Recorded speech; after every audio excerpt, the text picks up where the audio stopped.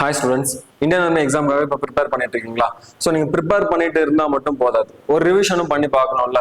So எல்லா question பேப்பரும் analysis பண்ணி ஒரு இந்த மாதிரி தான் கொஷின் வந்து கேட்டிருக்காங்க, ஒரு பேட்டர்ன்ல இருக்குது, அதை மாதிரி தெரிஞ்சு நீங்க ரிவிஷன் பண்ண ஆரம்பிச்சீங்கன்னா உங்களுக்கு வந்து ரொம்பவே யூஸ்ஃபுல்லா இருக்கும்ல.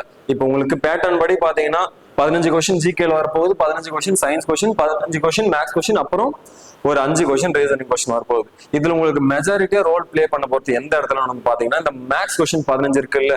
சோ அதுதான் நீங்க சயின்ஸ் அண்ட் ஜிகே இது வந்து நீங்க நிறைய படிங்க, பட் ஆனா மேக்ஸ் பொறுத்த வரைக்கும் என்ன ஜஸ்ட் கான்செப்ட் தான். ஓகேங்களா? சோ இந்த டைப்ல கொஸ்டின் வருது, அவ்வளவுதான், ஜஸ்ட் அவ்வளவுதான். இந்த ஃபார்முலா தெரிஞ்சுன்னா இந்த கொஸ்டின் போட்டுக்கலாம். ஒரு சில கொஸ்டின்லாம் ஃபார்முலாவே இருந்தாலும் நம்ம ஃபார்முலா எல்லாம் சால்வ் பண்ணிட்டு போகலாம். சரிங்களா? சோ அத மாதிரி வந்து பாத்தீங்கன்னா ஒரு டாப் 50 கொஸ்டின், ஓகேங்களா, எக்ஸ்பெக்ட் பண்ணி, ஓகேங்களா, ஃபுல்லா ஒரு அனாலிசிஸ் பண்ணி எக்ஸ்பெக்டடா இந்த மாதிரி தான் ஒரு 50 கொஸ்டின் வரும்ன்ற ஒரு இதுல நம்ம வந்து நான் எடுத்துட்டு வந்திருக்கேன். ஓகேங்களா? சோ இந்த 50 கொஸ்டின் நம்ம வந்து ஒரு ரிவிஷன் பார்த்தோம்னா நம்மளுக்கு இதுல இருந்தே வந்து மோஸ்ட் ஆஃப் த கொஸ்டின் வந்து கவர் ஆகிற மாதிரி இருக்கும். இது போக வந்து நான் ஒவ்வொரு கொஸ்டினுக்கும் நான் எக்ஸ்பிளைன் பண்றேன்னா அந்த ஒவ்வொரு கொஸ்டின்ல இருந்தும் இந்த கொஸ்டின் வேற மாதிரி எப்படி கேட்பாங்க, ஓகேங்களா? சோ நான் அதை மாதிரி சொல்லி வந்து எக்ஸ்பிளைன் பண்ண போறேன். சோ வந்து வீடியோ ஸ்கிப் பண்ணாம ஃபுல்லா வந்து பாத்துட்டாங்க. சரிங்களா? சரி, நம்ம வீடியோக்குள்ள போகலாமா? சரி, ஓகே. ஃபர்ஸ்ட் கொஸ்டின் பாருங்க.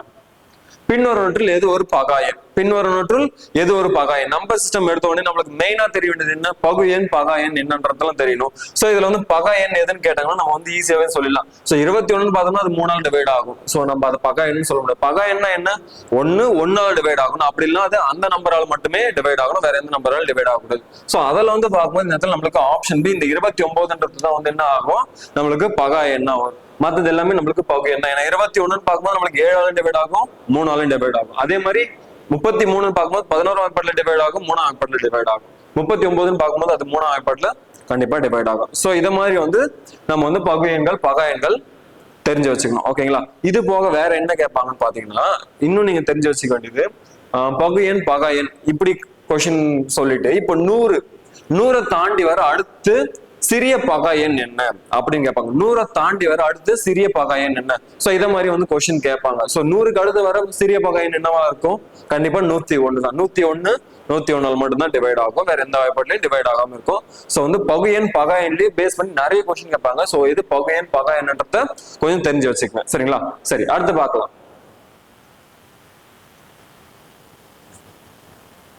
சரி, அடுத்த கேள்வி என்ன சொல்லிருக்காங்க? 123 10ஆல் வகுக்கும் போது கிடைக்கும் மீதி என்ன? 123 10ஆல் வகுக்கும் போது கிடைக்கும் மீதி என்ன? ஜஸ்ட் ரிமைண்டர் தானே கேட்கறாங்க. சோ இது நம்மளுக்கு ரொம்பவே ஈஸியான கொஸ்டின் தான். என்ன பண்ணணும்? 123 டிவைடட் பை 10 நம்ம போட்டு இதை நம்ம டிவைட் பண்றோம்னா இதை நம்ம எப்படி டிவைட் பண்ணலாம்? கண்டிப்பா 10ஆல் டிவைட் பண்றோம்னா அது கண்டிப்பா ஒரு 0 முடிய நம்பரா தான் இருக்கும். சோ இதை நம்ம 0 முடிய நம்பரா மாத்தோம்னா அப்ப 120 பிளஸ் வந்து ஒரு 3 நம்ம எழுதிக்கலாமா? 120 பிளஸ் 3 அப்ப 120 கண்டிப்பா நம்மளுக்கு 10ஆல் டிவைட் ஆகும். அப்ப ரிமைண்டர் நம்மளுக்கு எவ்வளவு தான் கிடைக்கும்? 3 தான் கிடைக்கும். சோ ரிமைண்டர் நம்மளுக்கு இந்த இடத்துல 3. நம்மளுக்கு டைரக்டா இந்த மாதிரி 10ஆல் டிவைட் ஆகுன்ற மாதிரி எல்லாம் கேட்க மாட்டாங்க.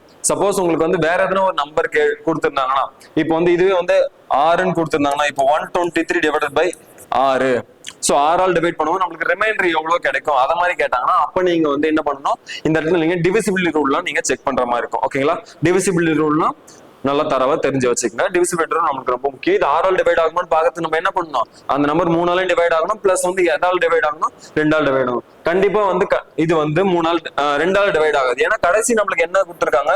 ஒரு 1ஆம் இலக்கம் என்ன இருக்குது. ஓகேவா? அப்ப இதுல நம்மளுக்கு ரிமைண்டர் வந்து என்னவா கிடைக்கலாம்?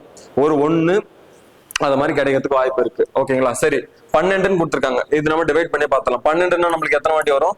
2 வாட்டி வரும். அப்புறம் 3 இருக்குது. 3 6ஆம் வாய்ப்பாட்டுல வருமா? கண்டிப்பா வராது. அப்ப என்னவா இருக்கு நம்மளுக்கு? அந்த 3 தான் நம்மளுக்கு ரிமைண்டரா கிடைக்க போகுது. ஓகேவா? சரி, ஓகே. அடுத்து பார்க்கலாமா?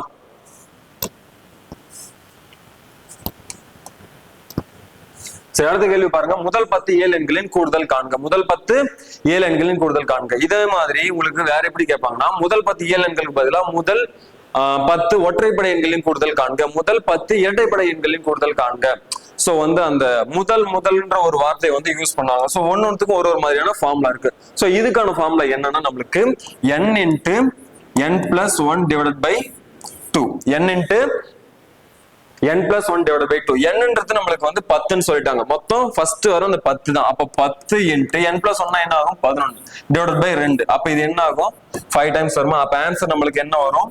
55ன்னு வரும். ஓகேங்களா? இது டிஃபால்ட் ஆன்சர் மாதிரி நீங்க ஞாபகம் வச்சுக்கோங்க. ஓகேவா? 10 முதல் 10 இயல் எண்களின் கூடுதல் கேட்டாங்கனாலும் நம்மளுக்கு எப்பவுமே அது 55 தான் இருக்கும். ஓகேவா?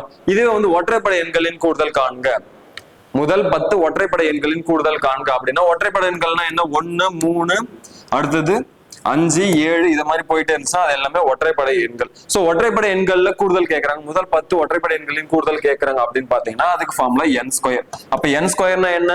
அப்ப 10 n ஸ்கொயர்னா நம்மளுக்கு வந்து 100ன்னு வந்துட போகுது. ஓகேவா? 10 ஸ்கொயர்னா நம்மளுக்கு அடுத்தது அதோட ஆன்சர் நம்மளுக்கு 100ன்னு இருக்கும். அப்ப கூடுதல் நம்மளுக்கு அந்த இடத்துல 100ன்னு வரும். ஓகேவா? இதுவே வந்து இரட்டைப்படை எண்கள்னு கேட்கறாங்கன்னா n into n plus 1 அவ்வளவுதான். n into n plus 1 இதுலயே பாருங்க, இதுலயே வந்துடும் அது n into n plus 1. ஓகேவா? அப்ப 10 into 11 நம்மளுக்கு எவ்வளவு வரும்? 110ன்னு வரும். அவ்வளவுதான், அது இரட்டைப்படை எண்கள். ஓகேவா? சோ வந்து ஃபார்முலா வந்து கொஞ்சம் தெரிஞ்சு வச்சுக்கங்க. சரி, அடுத்த கேள்வி பார்க்கலாமா? அடுத்த கொஸ்டின் என்ன சொல்லிருக்காங்க பாருங்க, வகுக்கவும். அதாவது வந்து ஒரு பிராக்ஷனை இன்னொரு பிராக்ஷனால வகுக்க சொல்லிருக்காங்க. சோ இத மாதிரி கேள்வி வந்து நம்ம என்ன பண்ணலாம்னா 4/9 நம்ம எதால வகுக்க போறோம்? 2/3 வகுக்க போறோம். இதை நம்ம எப்படி எழுதலாம்? அப்படியே தலைகீழா மல்டிபிளிகேஷன்ல எழுதி வேண்டாம், தலைகீழா மாத்தி மல்டிபிளிகேஷன் எழுதணும். அப்ப என்ன ஆகும்னா இது 3/2 மாறிடும். 2/3 நம்மளுக்கு மல்டிபிளிகேஷன்ல 3/2 மாறும். இதை அடிச்சு கொடுத்தோம்னா ஓவர் 2 2 2 2 4 ஓவர் 3 3 9. அப்ப பேலன்ஸ் வேற எதனா வகுக்க முடியுமா? முடியாது. அப்ப ஆன்சர் நம்மளுக்கு என்ன வரும்? 2/3 வரப்போகுது. 2/3 வரப்போகுது. சோ இதே மாதிரி பிராக்ஷன்ல வேற எதனாவும் உங்களுக்கு கொடுத்தாங்கன்னா நம்ம என்ன பண்ணணும்? அதை டைரக்டா தலைகீழா மாத்திட்டு மல்டிபிளிகேஷன்ல போட்டுக்க வேண்டியதான். ஓகேங்களா? அதை தெரிஞ்சு வச்சுக்கோங்க. சரி, அடுத்து பார்க்கலாமா? இது வந்து நம்மளுக்கு எதில் கொடுத்துருக்காங்க? சிம்பிளிபிகேஷன். இதுக்கு முன்னாடி நம்ம பார்த்தா அந்த 3 கொஸ்டின் உங்களுக்கு வந்து நம்பர்ஸ் பேஸ் பண்ணி வந்திருக்கும். இப்போ நம்ம சிம்பிளிபிகேஷன் பேஸ் பண்ணி பார்க்குறோம். ஸோ இதே மாதிரி வந்து ஒவ்வொரு டாபிக் ஏற்ற மாதிரி எதுக்கு வெயிட்டேஜ் அதிகமோ நான் அதுக்கு ஏற்ற மாதிரி கொஸ்டின் எடுத்து வந்திருக்கேன். எந்த மாதிரி கேட்பாங்கன்ற எக்ஸ்பெக்ட் பண்ணி தான் கொஸ்டின் வந்து எடுத்து வந்திருக்கேன். ஸோ வந்து ஒரு கொஸ்டின் சால்வ் பண்றோம்னா அது ஒரு கொஸ்டின் இல்லை, நம்மளுக்கு அதிலே வந்து ஒரு 2-3 கொஸ்டினுக்கான ஹிண்ட் வந்து நான் கொடுத்துட்டு வரேன். சரிங்களா? ஸோ வந்து வீடியோவை ஸ்கிப் பண்ணாம பார்த்துட்டே வாங்க. சரி, அடுத்த கேள்வி பார்க்கலாம். இந்த கொஸ்டின் என்ன சொல்லிருக்காங்க பாருங்க, பின்வரும் பின்னங்களில் எது பெரியது? இந்த மாதிரி கொஸ்டின் வந்து நிறைய வந்து கேட்கறாங்க. சோ வந்து தெரிஞ்சு வச்சுங்க இது எப்படி பண்றதுன்ட்டு. ரொம்பவே ஈஸி தான். பின்வரும் பின்னங்களில் எது பெரியது, எது வந்து கிரேட்டஸ்ட் ஃபிராக்ஷன் கேட்கறாங்க. அப்போ வந்து நம்ம ஃபர்ஸ்ட் கொடுத்துருக்கிற ஃபிராக்ஷன்ல ஃபர்ஸ்ட் 2 ஃபிராக்ஷன் எடுத்து கம்பேர் பண்ணலாம். 5/12 அடுத்தது 7/18. சோ இதை நம்ம எப்படி கம்பேர் பண்ண போறோம்னா அப்படியே கிராஸ் மல்டிப்ளை பண்ண வேண்டியதான். ஓகேங்களா? இந்த பகுதியை தொகுதியோட மல்டிப்ளை பண்ண போறோம், ஆப்போசிட்டா. சோ இப்போ கிராஸ் மல்டிப்ளை நம்ம பண்ணோம்னா 15 into 8 நம்மளுக்கு சாரி 5 into 18 நம்மளுக்கு எவ்வளவு வரப்போகுது? 5 into 18 நம்மளுக்கு 90. ஒரு நம்பரை வந்து நம்ம 5ஆல் டிவைட் மல்டிப்ளை பண்றோம்னா அதோட பாதியே என்னன்றது பாத்துக்குங்க. ஓகேவா? அதோட பாதியில வர மாதிரி தான் இருக்கு. இப்போ 18ல பாதி நம்மளுக்கு என்ன வரும்? 9. அப்போ 9னா பக்கத்துல ஒரு 0 சேர்த்துக்குங்க. ஓகே, அவ்வளவுதான். அடுத்தது 12 into 7 நம்மளுக்கு நல்லா தெரியும் 84. சோ இதுல எது பெருசு? நம்மளுக்கு இந்த 90ன்றது தான் நம்மளுக்கு பெருசு. சோ 90 நம்மளுக்கு பெருசுன்றதுனால அப்ப 5/12 தான் இந்த இடத்துல பெரிய ஃபிராக்ஷன் இருக்கும். அடுத்தது அப்ப 7/18 நம்மளுக்கு பெரிய ஃபிராக்ஷன் இல்ல, அதை விட்டுற வேண்டியதான். அப்புறம் 5/18 கூட மத்த நம்பர் கம்பேர் பண்ணுங்க, மத்த ஃபிராக்ஷன். 5/18 கூட நம்ம இப்போ 8/15 கம்பேர் பண்ணலாம். 8/15 கம்பேர் பண்றோம். இப்போ கம்பேர் பண்ணுவோம், அப்படியே கிராஸ் மல்டிப்ளை பண்ணுங்க. 5 into 15 நம்மளுக்கு என்ன வரும்? 5/15 நம்மளுக்கு 75. 5/15 75. 12 into 8 நம்மளுக்கு என்ன வரும்? 96 வரும். சோ இப்போ எது பெருசு? நம்மளுக்கு 96ன்றது தான் பெருசு. அப்ப 8/15 நம்மளுக்கு பெரிய ஃபிராக்ஷன், 5/12 நம்மளுக்கு வராது. ஓகேங்களா? அப்ப 8/5 6/14 கூட கம்பேர் பண்ணுங்க. சோ இதை நம்ம இந்த இடத்துல சுருக்க முடியும்னா நம்ம சுருக்க வேண்டியதுதான். இது என்ன வரும்? 2 அடிச்சோம்னா 3ன்னு வரும், 7ன்னு வரும் போகுது. ஓகேவா? சோ இப்போ பாருங்க 8/15 இதை வந்து எது கூட கம்பேர் பண்றோம்? 3/7 கூட கம்பேர் பண்றோம். கம்பேர் பண்ணலாமா? 7 into 8 56 கிராஸ் மல்டிப்ளை பண்ணோம்னா அடுத்தது 15 into 3 நம்மளுக்கு என்ன வரும்? 45 வர போகுது. சோ இப்போ இதுல எது பெருசா இருக்கு? 56. இதுதான் பெருசு. சோ 56 பெருசுனா அப்ப 8/15 நம்மளுக்கு என்னவா இருக்கும்? பெரிய ஃபிராக்ஷனா இருக்கும். அப்ப 6/14 நம்மளுக்கு பெரிய ஃபிராக்ஷன் இல்ல. அப்ப 8/15 ஆப்ஷன் சி தான் நம்மளுக்கு இதுக்கான ஆன்சரா இருக்கும். ஓகேங்களா? இதுவே சிறியது எதுன்னு கேட்டாங்கன்னா நீங்க சின்னதா இருக்க நம்பர் வச்சு கம்பேர் பண்ணிட்டு வரணும். ஓகேங்களா? சோ இப்ப சிறியது எதுன்னு கேட்டாங்கன்னு வச்சுக்கோங்க. இப்ப பெரியது 5/12. அப்ப இதை நீங்க விட்டுட்டு சிறியதுனா 7/18 நீங்க அதை எடுத்துக்கணும். ஓகேவா? அடுத்தது 7/18 கூட அடுத்து வரப்போற நம்பர் எல்லாம் கம்பேர் பண்ணிட்டு எது சின்னதா வருதோ நீங்க அதை எடுத்துக்கிட்டு வரணும். ஓகேங்களா? சரி, அடுத்த கேள்வி பார்க்கலாமா? சோ இந்த கொஸ்டின்ல பெருசு எது சிறுசு எது அது மாதிரி கண்டுபிடித்து உங்களுக்கு தெரியணும். ஓகே, அடுத்த கேள்வி பாருங்க. x power a into x power b equal to x power 12. மற்றும் a ஈக்குவல் டு 7 எனில் b யோட மதிப்பு என்னவா இருக்கும் அப்படின்னு கேக்குறாங்க. ஓகேங்களா? பவர்ஸ் அண்ட் எக்ஸ்போனன்ட்ஸ்ல இது ஒரு கொஸ்டின். உங்களுக்கு வந்து சிம்பிளிஃபிகேஷன்ல கேட்பாங்க. ஓகேங்களா? x பவர் a இதுக்கான ஃபார்முலா நம்ம வந்து ஸ்கூல் டேஸ்ல படிச்சிருப்போம். என்னன்னு படிச்சிருப்போம்னா a power m into a power n equal to a power m plus n நம்ம படிச்சிருப்போமா? சோ அதே ஃபார்மேட் தான். இப்ப அடிமானங்கள்லாம் நம்மளுக்கு சமமா இருக்கா? அடுக்குகள் அப்ப என்ன பண்ணலாம்? மல்டிபிளேஷன்ல இருக்கும்போது நம்ம அடுக்குகளை கூட்டிக்கலாம். ஓகேவா? சோ அப்ப a இங்க அடிமானம் வந்து ஏன்றது எல்லா ரெண்டுத்திலுமே சேம். அப்ப இந்த இடத்துல எக்ஸ்ன்றது ரெண்டுத்திலுமே சேமா இருக்கு. அப்ப என்ன பண்ணலாம்? நம்ம பவர்ஸ் வந்து ஆட் பண்ணிக்கலாம். அப்ப பவர் வந்து அங்க a plus b. a plus b நம்மளுக்கு என்னது? 12. a பிளஸ் b நம்மளுக்கு 12. இதுல a ஓட வேல்யூ நம்மளுக்கு 7. a ஓட வேல்யூ 7. அப்ப b மட்டும் என்னன்றது கண்டுபிடிச்சா போதும். அப்ப b நம்மளுக்கு என்ன வரும்? 7 அந்த சைடு போச்சுன்னா மைனஸ் ஆயிடும். அப்ப 12 மைனஸ் 7 நம்மளுக்கு என்னன்னு கிடைக்கும்? 5 கிடைக்கும் போகுது. சோ அப்ப b யோட வேல்யூ நம்மளுக்கு என்னவா கிடைக்கும்? இந்த இடத்துல 5 கிடைக்கும் போகுது. ஓகேவா? இதுவே வந்து உங்களுக்கு வந்து மல்டிப்ளிகேஷன் இல்லாம இந்த இடத்துல டிவிஷன் இருந்துச்சுன்னா என்ன பண்ணிருப்பீங்க? டிவிஷன் இருந்துச்சுன்னா இது வந்து மைனஸ் ஆயிடும். அப்ப a power m divided by a power n இது மாதிரி இருந்துச்சுன்னா இது வந்து என்ன ஆகும்? a power m minus n. So அத மாதிரி வந்து வரும். ஓகேங்களா? இதுவே வந்து பவர்ல வந்து நம்மளுக்கு மைனஸ்ல கொடுத்துருங்க. a பவர் மைனஸ் m இது மாதிரி கொடுத்துருந்தாங்க. இதை நம்ம எப்படி எழுதலாம்னா 1 பை a பவர் m எழுதிக்கலாம். ஓகேவா? 1 பை a பவர் m எழுதிக்கலாம். இதெல்லாம் கொஞ்சம் தெரிஞ்சு வச்சுக்கணும். ஓகேங்களா? இந்த பவர் ரூலை நீங்க கண்டிப்பா தெரிஞ்சு வச்சுக்கணும். உங்களுக்கு வந்து ரொம்பவே யூஸ்ஃபுல்லா இருக்கும். சரி, அடுத்து பார்க்கலாமா? அடுத்த கேள்வி பாருங்க. இப்போ சொன்னோம் பாத்தீங்களா, அந்த a பவர் m அதை பேஸ் பண்ணி தான் கொடுத்துருக்காங்க. 10 அடுக்கு மைனஸ் 2 மதிப்பு 10 அடுக்கு மைனஸ் 2 மதிப்பு 10 பவர் மைனஸ் 2. நான் உங்களுக்கு சொன்னா a பவர் மைனஸ் m கொடுத்தா எப்படி எழுதலாம்? 1 பை a பவர் m எழுதலாமா? 1 பை a பவர் m. அதே மாதிரி இதை நீங்க எழுதுங்க. அப்போ 1 பை 10 அடுக்கு 2 எழுதலாமா? 1 பை 10 ஸ்கொயர் எழுதலாம். அப்போ 1 பை 10 ஸ்கொயர்னா 1 பை 100. 1 பை 100 ஒரு நம்பர் 100ஆல் வகுக்கும் போது என்ன பண்ணணும்? 2 ஸ்தானங்கள் முன்னாடி தள்ளி புள்ளி வைக்கணும். அப்ப இது ஒரு ஸ்தானம், இங்க 2வது ஸ்தானம் இல்லைன்னா நம்ம வந்து 0 சேர்த்துக்கணும். ஓகேவா? அப்ப இதுக்கு முன்னாடி நம்ம புள்ளி வச்சோம். அப்ப இது என்ன ஆகும்? 0.01 வரும் 100ஆல் அடிக்கும் போது. அப்ப என்ன வருது ஆன்சர்? நம்மளுக்கு 0.01 தான் இதுக்கான ஆன்சர். இதுவே நீங்க 10ஆல் டிவைட் பண்றீங்கன்னா என்ன ஆகும்? 1 பை 10னா நம்ம ஒரு ஸ்தானம் தள்ளி புள்ளி வைக்கணும் நடத்தினா இது என்ன ஆகும்? 0.1 வரும். ஓகேவா? சோ வந்து நீங்க டிவைட் பண்றீங்கன்னா ஒரு 10ஆலயோ இல்ல 100ஆலயோ டிவைட் பண்றீங்கன்னா அப்போ ஸ்தானங்கள் எப்படி முன்னாடி தள்ளி புள்ளி வருதுன்றத பாத்துங்க. சரி, அடுத்த கேள்வி பார்க்கலாமா? அடுத்த கேள்வி பாருங்க. ஓகே, இதுக்கு முன்னாடி நம்ம பார்த்தது எல்லாமே சிம்பிளிஃபிகேஷன் பேஸ் பண்ணி பவர் அண்ட் எக்ஸ்போனன்ட்ஸ் பேஸ் பண்ணி பார்த்துட்டோம். அடுத்து நம்ம ஆவரேஜை பேஸ் பண்ணி क्वेश्चंस வந்து பார்த்துடலாம். ஓகேங்களா? சோ உங்களுக்கு ஆவரேஜ்ல ரொம்ப ரொம்ப முக்கியம். ஆவரேஜ்னாலே ரொம்ப ரொம்ப முக்கியம். ஏன்னா வந்து உங்களுக்கு எத்தனை கொஸ்டின் கேட்பாங்கன்னா 2 கொஸ்டின் கேட்கறாங்க. மாடல் கொஸ்டின் பேப்பர் நம்ம அனலைசிஸ் பண்ணி பார்த்ததுல உங்களுக்கு வந்து 2 கொஸ்டின் கேட்டுனே வராங்க. சோ வந்து எப்படி இருக்குன்னா ஒரு கொஸ்டின் பேப்பர் ஒரு கொஸ்டின் வந்து ரொம்பவே ஈஸியா கேட்டுருவாங்க. ஓகேங்களா? சம் அதாவது வந்து ஒரு 4-5 வேல்யூ கொடுத்துட்டு அதை ஆட் பண்ணி நம்ம வந்து எத்தனை வேரியபிள்ஸ் கொடுத்துறாங்க அதெல்லாம் நம்ம டிவைட் பண்ற மாதிரி இருக்கும். ஓகேங்களா? Sum of observation divide by number of observation அது ஃபார்முலா உங்களுக்கு டைரக்டா அதில் போடுற மாதிரி இருக்கும். ஒரு சில கொஸ்டின் உங்களுக்கு இதுதான் ஆவரேஜ். ஓகேவா? இதுல வந்து ஒரு நம்பர் கூடுச்சுன்னா ஆவரேஜ் வந்து என்னவாகும், இல்லைன்னா ஒரு நம்பர் குறைஞ்சிச்சுன்னா ஆவரேஜ் வந்து என்னவாகும். சோ அத மாதிரி வந்து உங்களுக்கு கொஸ்டின் கேட்பாங்க. நான் அதெல்லாம் வந்து உங்களுக்கு சொல்லிடுறேன். சரி, 5 எண்களின் சராசரி 18 ஆகும். ஒரு எண் 20 என்றால் மீதமுள்ள 4 எண்களின் கூடுதல் காண்க. ஓகேவா? 5 நம்பரோட சராசரி கொடுத்துட்டாங்க. நம்மளுக்கு வந்து சம் ஆஃப் அப்சர்வேஷன். ஓகேவா? ஃபர்ஸ்ட் வந்து sum divided by average formula sum divided by number of observation. ஓகேவா? அப்ப எத்தனை நம்பர் இருக்குது? நம்மளுக்கு ஆவரேஜ் வந்து சொல்லிட்டாங்களா?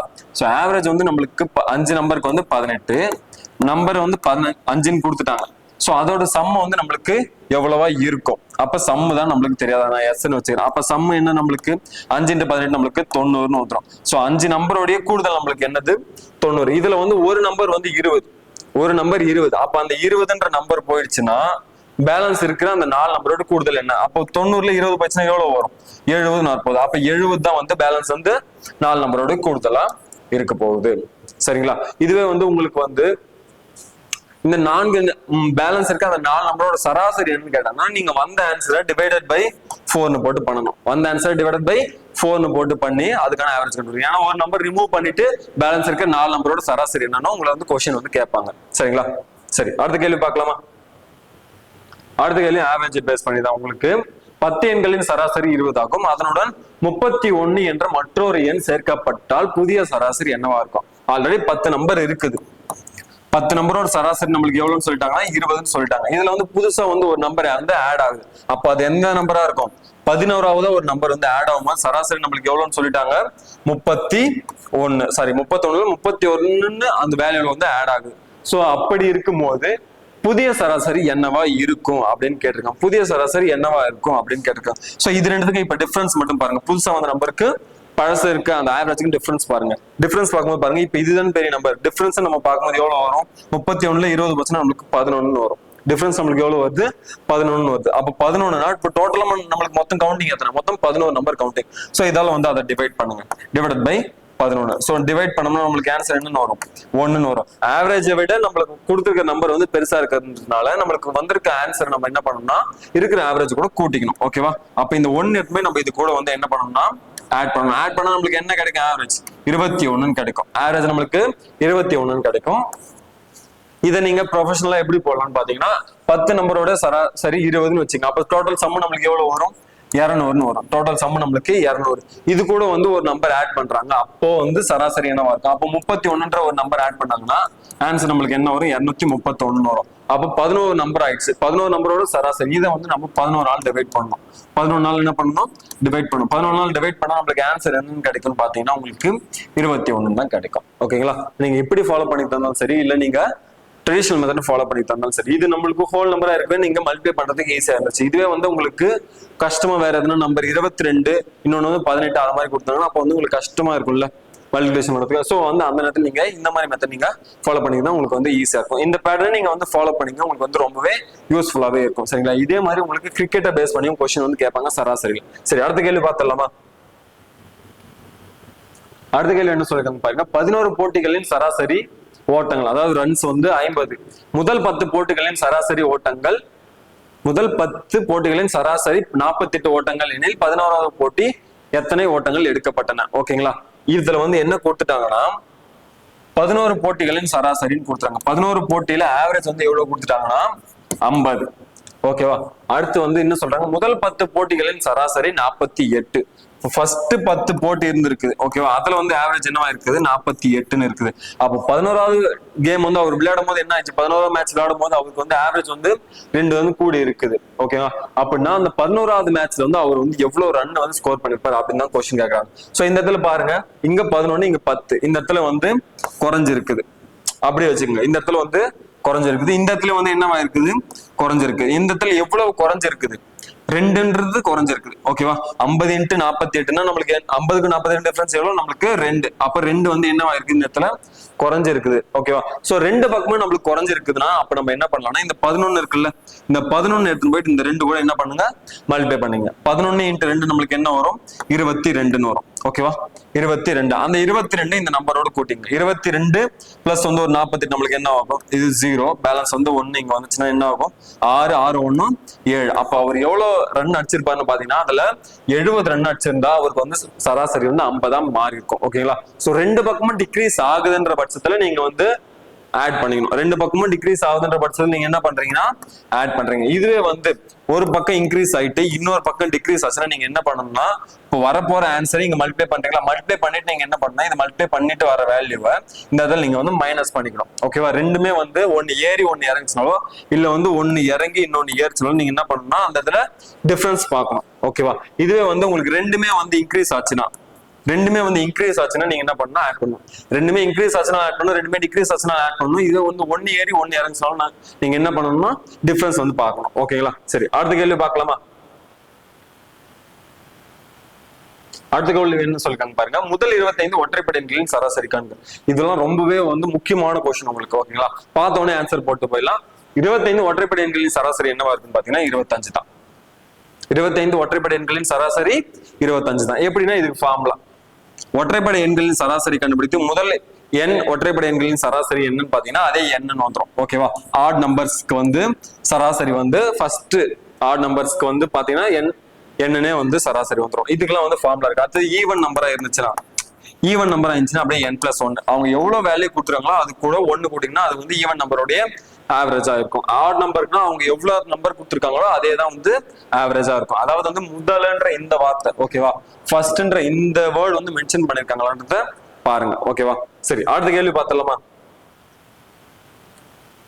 அடுத்த கேள்வி பாருங்க. முதல் எண் இயல் எண்களின் சராசரி. முதல் எண் இயல் எண்களின் சராசரி என்னது? ஃபார்முலா வந்து இந்த இடத்துல நம்மள கேட்டிருக்காங்க. முதல் எண் இயல் எண்களின் சராசரி என்னன்னா n+1/2. n+1/2 2 இதேதான். இது வந்து உங்களுக்கு நம்பர் சிஸ்டம்ல நம்ம ஃபர்ஸ்ட் ஒரு கொஸ்டின் பார்த்தோம் பாத்தீங்களா, n into n plus 1 divided by 2. இது வந்து ஃபுல்லா சம். ஓகேவா, இது வந்து ஃபுல்லா சம். இதுல வந்து நம்ம என்ன பண்றோம்னா இந்த n மட்டும் ரிமூவ் பண்றோம்னா அதான் உங்களுக்கு ஆவரேஜா இருக்குது. அப்ப n plus 1 divided by 2ன்றது தான் நம்மளுக்கு என்னது இதுல ஆவரேஜா இருக்கும். இது வந்து முதல் n இயல் எண்களின் சராசரி. நம்ம இதுக்கு முன்னாடி பார்த்தது முதல் n ஒற்றைப்படை எண்களின் சராசரி, அது வந்து 25 இருந்துச்சு, அப்படியே 25. இதுவே வந்து முதல் எண் இரட்டைப்படை எண்களின் சராசரின்னு கொடுத்தாங்கன்னா நம்ம என்ன பண்ணணும், n plus 1 வரும். ஓகேவா, இரட்டைப்படை எண்கள்னு கொடுத்தாங்கன்னா இப்ப எக்ஸாம்பிளுக்கு வந்து பாத்தீங்கன்னா வச்சுக்கோங்க, ஒரு 20 இயல் எண்களின் சராசரி கொடுத்தாங்கன்னா n plus 1. அப்ப n plus 1 21/2 நம்மளுக்கு என்ன வரும், 10.5 வரும். ஓகேவா, அது ஆவரேஜ்.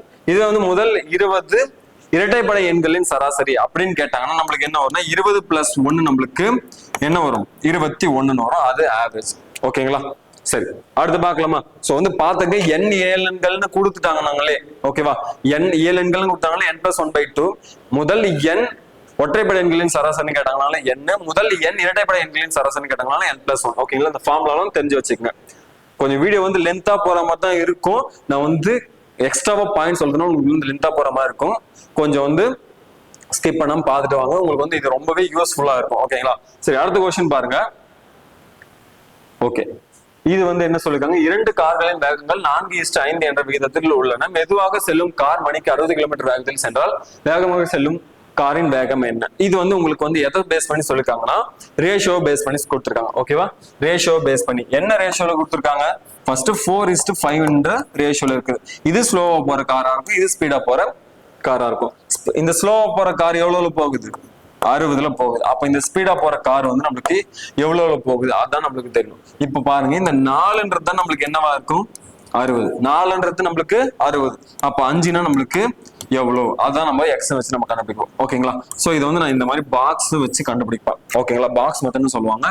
இந்த டைரக்ஷன் ஓகேவா, இந்த 2 டைரக்ஷன்ல இருக்கு நம்ம என்ன பண்ணலாம்னா டிவைட் பண்ணிக்கலாம்.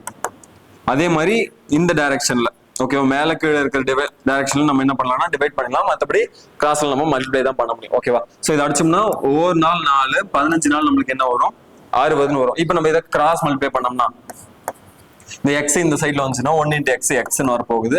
5 into 15 நம்மளுக்கு எவ்வளவு வரப்போகுது, 75. அப்ப 75 kilometre per hour. So 75 kilometre per அவர்ன்ற வேகத்துல தான் வந்து என்னவாகும், அந்த ஸ்பீடா போற கார் வந்து மூவ் ஆகும். ஓகேங்களா, இது வந்து ஸ்பீடா போற கார் கொடுத்துட்டாங்கன்னா இப்படி. இதுவே வந்து உங்களுக்கு சாரி ஸ்லோவா போற கார் வந்து உங்களுக்கு 16 கொடுத்தாங்க. இதுவே உங்களுக்கு ஸ்பீடா போற கார் வந்து கொடுத்துட்டாங்கன்னா அப்ப ஸ்பீட் என்ன ஆகும், இந்த இடத்துல நீங்க 75 போட்டு அதே மாதிரி சால்வ் பண்ணீங்கன்னா உங்களுக்கு வந்து 4 into 15 நம்மளுக்கு மறுபடியும் அந்த இடத்துல 60 வந்துடும். ஓகேங்களா, சோ ரேஷியோ இப்படியும் கம்பேர் பண்ணுவாங்க. அப்படி இல்லை இன்னொரு மாதிரி எப்படி கேட்பாங்கன்னா, உங்களுக்கு ஒரு வகுப்பறையில வந்து 60 மாணவர்கள் இருக்காங்க, அதுல வந்து 30 பேர் வந்து சிறுவர்கள், 30 பேர் வந்து சிறுவர்கள் அப்படின்னா பேலன்ஸ் இருக்கிற அந்த மாணவர்களோட எண்ணிக்கை எவ்வளவுன்னு கேட்பாங்க. இல்லைன்னா அந்த இது வந்து உங்களுக்கு ரேஷியோல கொடுத்துருவாங்க. 60 மாணவர்கள் இருக்காங்க, மாணவர்கள் அதாவது சிறுவர்கள் மற்றும் சிறுமிகளின் விகிதம். ஓகேவா, சிறுவர்கள் மற்றும் சிறுமிகளின் விகிதம் 3:2 3:2 கொடுத்துட்டு இதுல வந்து சிறுவர்கள் வந்து எவ்வளவு பேர் இருக்காங்க, சிறுமிகள் வந்து எவ்வளவு பேர் இருப்பாங்க, சோ அத மாதிரி கேட்பாங்க. டோட்டல் கொடுத்துட்டு உங்களை வந்து கொஸ்டின் கேட்பாங்க. ஓகேவா, டோட்டல் வந்து இவ்வளோன்னு கொடுத்துட்டு அதை வந்து ரேஷியோ கொடுத்துட்டு கொஸ்டின் கேட்பாங்க. அது வந்து எப்படி வருதுன்னு பார்த்துலாம். சரி அடுத்த கேள்வி பார்க்கலாமா. அடுத்த கொஸ்டின் பாருங்க, 2 நண்பர்களின் வயதுகளின் விகிதம் 5:7 ஆகும். அவர்களின் வயதுகளின் கூடுதல் 48 எனில் இளைய நண்பரின் வயது என்ன? இதேதான் நான் வந்து சொன்னேன். ஓகேவா, சோ வந்து 2 ரேஷியோ. ஓகேவா, இந்த ரேஷியோல கொடுத்துட்டாங்களா, சோ ரேஷியோல கொடுத்துட்டாங்க. இதோடைய சம் வந்து நம்மளுக்கு 48 கொடுத்துட்டாங்க. சோ 5 + 7 தான் நம்மளுக்கு என்னது 48 இந்த இடத்துல. ஓகேவா, 5 + 7 நம்மளுக்கு 48. கூடுதல்லாம் என்ன, ரெண்டுத்தையும் கூட்டுறாங்க. அப்ப 5 7 கூட நம்மளுக்கு 48 ரேஷியோல. ஓகேவா, ரேஷியோல அப்ப 5x + 7x நம்மளுக்கு 48. நம்மளுக்கு தேவையானது என்ன, அவர்களின் வயதுகளின் கூட்டுத்தொகை. அப்ப இளைய நண்பரின் வயது. சோ இந்த 5ன்றவருடைய வயசு வந்து என்னவா இருக்கும் அதான் வந்து கேட்டிருக்காங்க. இப்ப இது ரெண்டுத்தையும் கூட்டினா நம்மளுக்கு எவ்வளவு வரும், 5 7 கூட்டினா நம்மளுக்கு எவ்வளவு வரும், 12ன்னு வரும். ஓகேவா, அப்ப 12x = 48. நம்மளுக்கு x மட்டும் தேவைன்னா அப்ப 48 / 12 போட்டோம்னா நம்மளுக்கு எவ்வளவு வரும், ஆன்சர் 4ன்னு வரும். ஒரு x நம்மளுக்கு 4. இதெல்லாம் சிறியவர்னா அப்ப 5 தான் வந்து சிறியவரா இருக்கும். ஓகேவா, 5ன்றது தான் நம்மளுக்கு என்னது சிறியவரா இருக்கும். இளையவர்னா சிறியவர். அப்ப 5 × 12 சாரி 5 × 4 5 × 4 நம்மளுக்கு எவ்வளவு வரும், 20 வரும். அப்ப சிறியவரோட வயசு என்னவா இருக்கும் நம்மளுக்கு இந்த இடத்துல 20. இதுவே பெரியவரோட வயசுன்னு கேட்டா, மூத்தவரின் வயது என்னன்னு கேட்டாங்கன்னா அப்போ 7 × 4 7 என்ன ஆகும் 28. சோ அப்ப அவரோட வயசு வந்து 28 இருக்கும். சோ இது கூட்டி பாருங்களேன் 48 வருதான்ட்டு. இங்க 20 அது ஒரு 28 கூட்டினா நம்மளுக்கு 48 வந்துச்சு. அப்போ வந்து இது கரெக்டா தான் இருக்குது. இதுவே வந்து டிஃபரன்ஸ் நான் கூட கொடுத்துட்டு ஓகேவா. டிஃபரன்ஸ் கொடுத்தாங்கன்னா அப்ப இதுக்கு எதுக்கு இருக்கிற டிஃபரன்ஸ் வந்து எவ்வளவுன்னு பாருங்க. டிஃபரன்ஸ் வந்து 2ன்னு இருக்கும். அப்ப அந்த 2 வந்து நம்மளுக்கு எவ்வளவா இருக்கும். இப்ப இதுக்கு எதுக்கு டிஃபரன்ஸ் பாத்தீங்கன்னா உங்களுக்கு எவ்வளவா இருக்கும் 8. 8ன்றது தான் டிஃபரன்ஸ். அப்ப 2ன்றது 8 இருந்துச்சுன்னா 5ன்றது எவ்வளோ. சோ நீங்க அத மாதிரி வந்து கண்டுபிடிக்கணும். சரிங்களா. சரி அடுத்த கேள்வி பார்க்கலாமா. அடுத்த கேள்வி பாருங்க. 3 மீட்டருக்கும் 3 கிலோமீட்டருக்கும் உள்ள விகிதம் என்ன. ஓகேங்களா. 3 மீட்டருக்கும் 3 கிலோமீட்டருக்கும் உள்ள விகிதம் என்ன. 3 மீட்டர் அடுத்தது 3 கிலோமீட்டர். உங்களுக்கு ரேஷியோல நீங்க பாக்குறீங்கனாலே சேம் யூனிட்டா வச்சு நீங்க பாக்கணும். ஓகேவா. சேம் யூனிட்டா வச்சுதான் நீங்க வந்து அந்த ப்ராப்ளமா சால்வ் பண்ணணும். இந்த இடத்துல 3 மீட்டர் இருந்தா அந்த இடத்துல 3 கிலோமீட்டர்ன்றது நம்ம வந்து மீட்டரா மாத்தணும். ஓகேவா. மீட்டரா மாத்தினா என்ன ஆகும் 3 மீட்டர் அப்படியே வச்சுக்கோங்க. 3 கிலோமீட்டர் எத்தனை மீட்டரா வரும் 3000 மீட்டர். அதாவது வந்து 1 கிலோமீட்டர் நம்மளுக்கு எவ்வளவு 1000 மீட்டர். 1 கிலோமீட்டர் 1000 மீட்டர்னா அப்ப 3 கிலோமீட்டர் நம்மளுக்கு எவ்வளவு வரும் 3000 மீட்டரா வரும். சோ இதை அடிச்சு விட்டோம்னா இது 1ன்னு வரும். இது எத்தனை வரும் 1000 வரும். அப்போ 1:1000 தான் நம்மளுக்கு ஆன்சர். சோ ஆப்ஷன் ஏ இதுக்கான ஆன்சரா இருக்கும். சரிங்களா. நீங்க டைரக்டா வந்து 3 இருக்கிறதுனால அடிச்சுட்டு 1:1 ரேஷியோல எழுதிடக்கூடாது. யூனிட்டை வந்து நீங்க மேட்ச் பண்ணணும். ஓகேங்களா. இதே மாதிரி உங்களுக்கு மீட்டர் கிலோமீட்டர்ல கொடுத்தத லிட்டர்ல கொடுப்பாங்க, சென்டிமீட்டர் மீட்டர்னு கொடுப்பாங்க. ஓகேவா. அதை நீங்க பாத்துக்கங்க. சரி அடுத்து பார்க்கலாமா. அடுத்த கொஸ்டின் பாருங்க. ஏ மற்றும் பி ஆகியோரிடம் மொத்தமா 720 உள்ளது. ஏவின் பணத்திற்கும் பியின் பணத்திற்கும் இடையேயான விகிதம் 4:5 ஆகும். பியின் பங்கில் பாதி அளவிற்கு சமமான தொகையுடன் சியும் அவர்களுடன் இணைந்தால் A:B:Cயின் விகிதம் என்ன. சோ இந்த கொஸ்டின் நீங்க போட்டுட்டீங்கனாலே உங்களுக்கு வந்து ரேஷியோல நல்லா தெரிஞ்சிருச்சு. ரேஷியோல எந்த மாதிரி கொஸ்டின் கொடுத்தாலும் உங்களால சால்வ் பண்ண முடியும். அதே மாதிரி அல்ஜிப்ரால ஒரு கொஸ்டின் கொடுத்தாலும் உங்களால அதை வந்து ஈஸியா அண்டர்ஸ்டாண்ட் பண்ணிக்க முடியும். ஓகேங்களா. ஃபர்ஸ்ட் என்ன சொல்லிருக்காங்கறத பாருங்க. ஏ மற்றும் பி ஆகியோரின் மொத்தமாக 720 உள்ளது. ஓகேவா. ஏ மற்றும் பியின் பணத்துக்கு இடையான விகிதம் வந்து எவ்வளவுன்னு சொல்லியிருக்காங்க 4:5. அப்போ A:B நம்மளுக்கு என்னன்னு சொல்லிட்டாங்க 4:5. ஓகேவா. 4:5 அந்த விகிதத்துல இருக்காங்க. அப்புறம் பியின் பங்கிற்கு பாதி அளவுக்கு சமமான தொகையுடன் சி அவர்களுடன் நினைக்கிறார். அப்போ இந்த இடத்துல B:C வந்து கொடுத்திருக்காங்க. என்ன சொல்லிருக்காங்கன்னா பி கிட்ட இருக்கிறதுல பாதி தான் சி கிட்ட இருக்குது. அப்ப பி கிட்ட 2 ரூபாய் இருந்துச்சுன்னா சி கிட்ட எவ்வளவு இருக்குது 1 ரூபாய் இருக்குது. இப்படிதான் வந்து அதை நாங்க மீன் பண்றாங்க. இப்படிதான் அதை வந்து என்ன பண்றாங்க மீன் பண்றாங்க. சோ இப்படி இருக்கிற பட்சத்துல A:B:C இவங்க 3 பேரோட ரேஷியோ எப்படி இருக்கும் அப்படின்றத வந்து கொஸ்டின் கேக்குறாங்க. ஓகேங்களா. A:B தெரியும், B:C தெரியும். இதுல இருந்து நம்ம A:B:C கண்டுபிடிக்கலாம். ஓகேவா. A:B:C நம்மளுக்கு தெரியணும். சோ ஃபர்ஸ்ட் கொடுத்துருக்கு அப்படியே எழுதிக்கங்க 4:5. அடுத்தது வந்து 2:1 அப்படியே கீழே எழுதுங்க. சோ இந்த 5 இந்த இடத்துல இப்படி வந்துடும். இந்த 2 இடத்துல இந்த இடத்துல இப்படி எழுதிக்கணும். சோ இது அப்படியே மல்டிப்ளை பண்ணுங்க. 4 × 2 என்ன ஆகும் 8. 5 × 2 10. 5 × 1 5ன்னு வரும். ஓகேவா. சோ இந்த ரேஷியோ இதுக்கு மேல இதை நம்மளால சிம்பிளிஃபை பண்ண முடியுமா முடியாது. சோ நம்மளுக்கு ஆன்சர் என்னன்னு வருது 8:10:5. சோ ஆப்ஷன் பி தான் இதுக்கான ஆன்சர். ஓகேங்களா. சரி அடுத்த கேள்வி பார்க்கலாமா. இதுலயே வந்து சியோட பங்கு என்னன்றது கேட்பாங்க. நம்மளுக்கு இந்த 720 இந்த இடத்துல தேவையே படல. ஒரு சில கொஸ்டின்ல என்ன கேட்பாங்கன்னா உங்களுக்கு வந்து சியோட பங்கு எவ்வளவுன்னு கேட்பாங்க. அப்ப 8, 10, 15 8, 10, 5 இதெல்லாம் நீங்க பார்த்துட்டு இப்ப 8ம் 10ம் தான் உங்களுக்கு வந்து எவ்வளவு 720. ஓகேவா. 8, 10 அப்ப 18 பங்கு உங்களுக்கு வந்து 720னா 5 பங்கு நீங்க எவ்வளவுன்றத கண்டுபிடிக்கிற மாதிரி இருக்கும். சரிங்களா. சரி அடுத்த கொஸ்டின் பார்க்கலாமா. அடுத்த கொஸ்டின் பாருங்க. 7/4 என்பது டேஷுக்கு சமம். அதாவது பர்சன்டேஜ் உங்களுக்கு ரொம்ப ரொம்ப முக்கியமான டாபிக். அதுவும் வந்து இந்த டைப் வந்து உங்களுக்கு ரொம்பவே முக்கியம். ஓகேவா. ஒரு ஃபிராக்ஷனை கொடுத்துட்டு உங்களுக்கு வந்து பர்சன்டேஜா மாத்த சொல்லி கேட்பாங்க. ஒரு ஃபிராக்ஷனை கொடுத்துட்டு பர்சன்டேஜா மாத்த சொல்லுவாங்க. அப்படி இல்லைன்னா ஒரு டெசிமல் பாயிண்ட்ஸ் கொடுத்துட்டு உங்களை வந்து பர்சன்டேஜா மாத்த சொல்லி, அப்படி இல்லைன்னா ஒரு பர்சன்டேஜா கொடுத்துட்டு உங்களை ஃபிராக்ஷனா மாத்த சொல்லி கேட்பாங்க. ரொம்பவே முக்கியமானது. ஓகேங்களா. சரி ஓகே. எப்படின்றத பார்த்தலாமா. இப்ப 7/4 என்பது டேஷுக்கு சமம். 7/4 என்பது டேஷுக்கு சமம். அதனால நம்மளுக்கு பர்சன்டேஜா மாத்த சொல்லிருக்காங்க. ஆப்ஷன் எல்லாமே பர்சன்டேஜ்ல இருக்கு. சோ பர்சன்டேஜா மாத்துறீங்கன்னா நீங்க என்ன பண்ணணும் 100ஆல மல்டிப்ளை பண்ணிக்கணும். பர்சன்டேஜா மாத்துறீங்கன்னா என்ன பண்ணணும் 100ஆல மல்டிப்ளை பண்ணி இதுல நீங்க பர்சன்டேஜ் ரிமூவ் பண்றீங்கன்னா 100ஆல டிவைட் பண்ணிடணும். சோ இதை நம்ம அடிச்சு விட்டோம்னா ஒரு நாள் 4 எத்தனை நாள் 100 நம்மளுக்கு 25 நாள் நம்மளுக்கு 100 வரும். சோ 25 × 7 நம்மளுக்கு எவ்வளவு வரும் 25 × 7 நம்மளுக்கு 175 வரும். சோ 175% தான் நம்மளுக்கு இதுக்கான ஆன்சரா இருக்கும். இது நீங்க இப்படி கண்டுபிடிக்கலாம். அப்படி இல்லைன்னா இதுல 7/4 1/4 எவ்வளவு உங்களுக்கு 1/4 7ஆல் மல்டிப்ளை பண்ணா நம்மளுக்கு வந்து 7/4 கிடைக்குமா? இதுல 1/4 உங்களுக்கு எவ்வளவு 1/4 நம்மளுக்கு தெரியும் கால்வாசி. கால்வாசினா நம்மளுக்கு 25 பங்கு. ஸோ 25% 1/4 25%. அப்ப 25 இன்ட்டு 7 நம்மளுக்கு எவ்வளவு வரும் 175 தான் வரப்போகுது. ஸோ நீங்க இப்படியும் வந்து இதை வந்து மேட்ச் பண்ணி பார்க்கலாம். சரிங்களா? ஸோ இது வந்து உங்களுக்கு ஃபிராக்ஷனை வந்து பர்சன்டேஜா மாத்துது. சரி, அடுத்த கொஸ்டின் பார்க்கலாமா? அடுத்த கொஸ்டின் பாருங்க. 54% சதவீதமாக, அதாவது பிராக்ஷனா மாத்த சொல்லியிருக்காங்க, பின்னமா மாத்த சொல்லியிருக்காங்க. ஸோ 54%. இது வந்து என்னவா மாத்த சொல்லியிருக்காங்க? இப்போ பிராக்ஷனா மாத்தணும். பிராக்ஷனா மாத்தணும்னா என்ன பண்ணணும்? அதை டிவைட் பண்ணணும் 100ஆல. ஸோ 100ஆல் டிவைட் பண்ணோம்னா என்ன ஆகும்? ரெண்டுத்தையும் காமனா எந்த வேப்பர்ல டிவைட் பண்ணலாம்? 2ஆம் வேப்பர்ல அடிக்கலாமா? ஸோ 27 வரும், இது வந்து 50 வரும். இதுக்கு மேல காமனா டிவைட் பண்ண முடியுமா? காமனா டிவைட் பண்ண முடியும். ஸோ 27/50 நம்மளுக்கு இதுக்கான ஆன்சரா இருக்கும். ஸோ ரொம்பவே முக்கியமான இந்த ரெண்டு கொஸ்டின், ஓகேங்களா? உங்களுக்கு வந்து ரிப்பீட்டடா கேட்கிற கொஸ்டின்ஸ் இது. ஸோ வந்து நல்லா பார்த்து வச்சுங்க. பர்சன்டேஜா இருக்கு, பர்சன்டேஜா மாத்தினா நம்ம வந்து 100ஆல மல்டிப்ளை பண்ணோம், பர்சன்டேஜ் ரிமூவ் பண்ணா 100ஆல டிவைட் பண்ணணும்ன்றது தெரிஞ்சு வச்சுங்க. ஓகேவா? சரி, அடுத்த கொஸ்டின் பாருங்க. சமமான மதிப்பீடு கொண்ட முதல் தேர்வில் ஒரு மாணவர் 60% மதிப்பெண்ணும், இரண்டாவது தேர்வில் 80% மதிப்பெண்ணும் பெற்றார். அவருடைய சராசரி சதவீத மதிப்பெண் என்ன?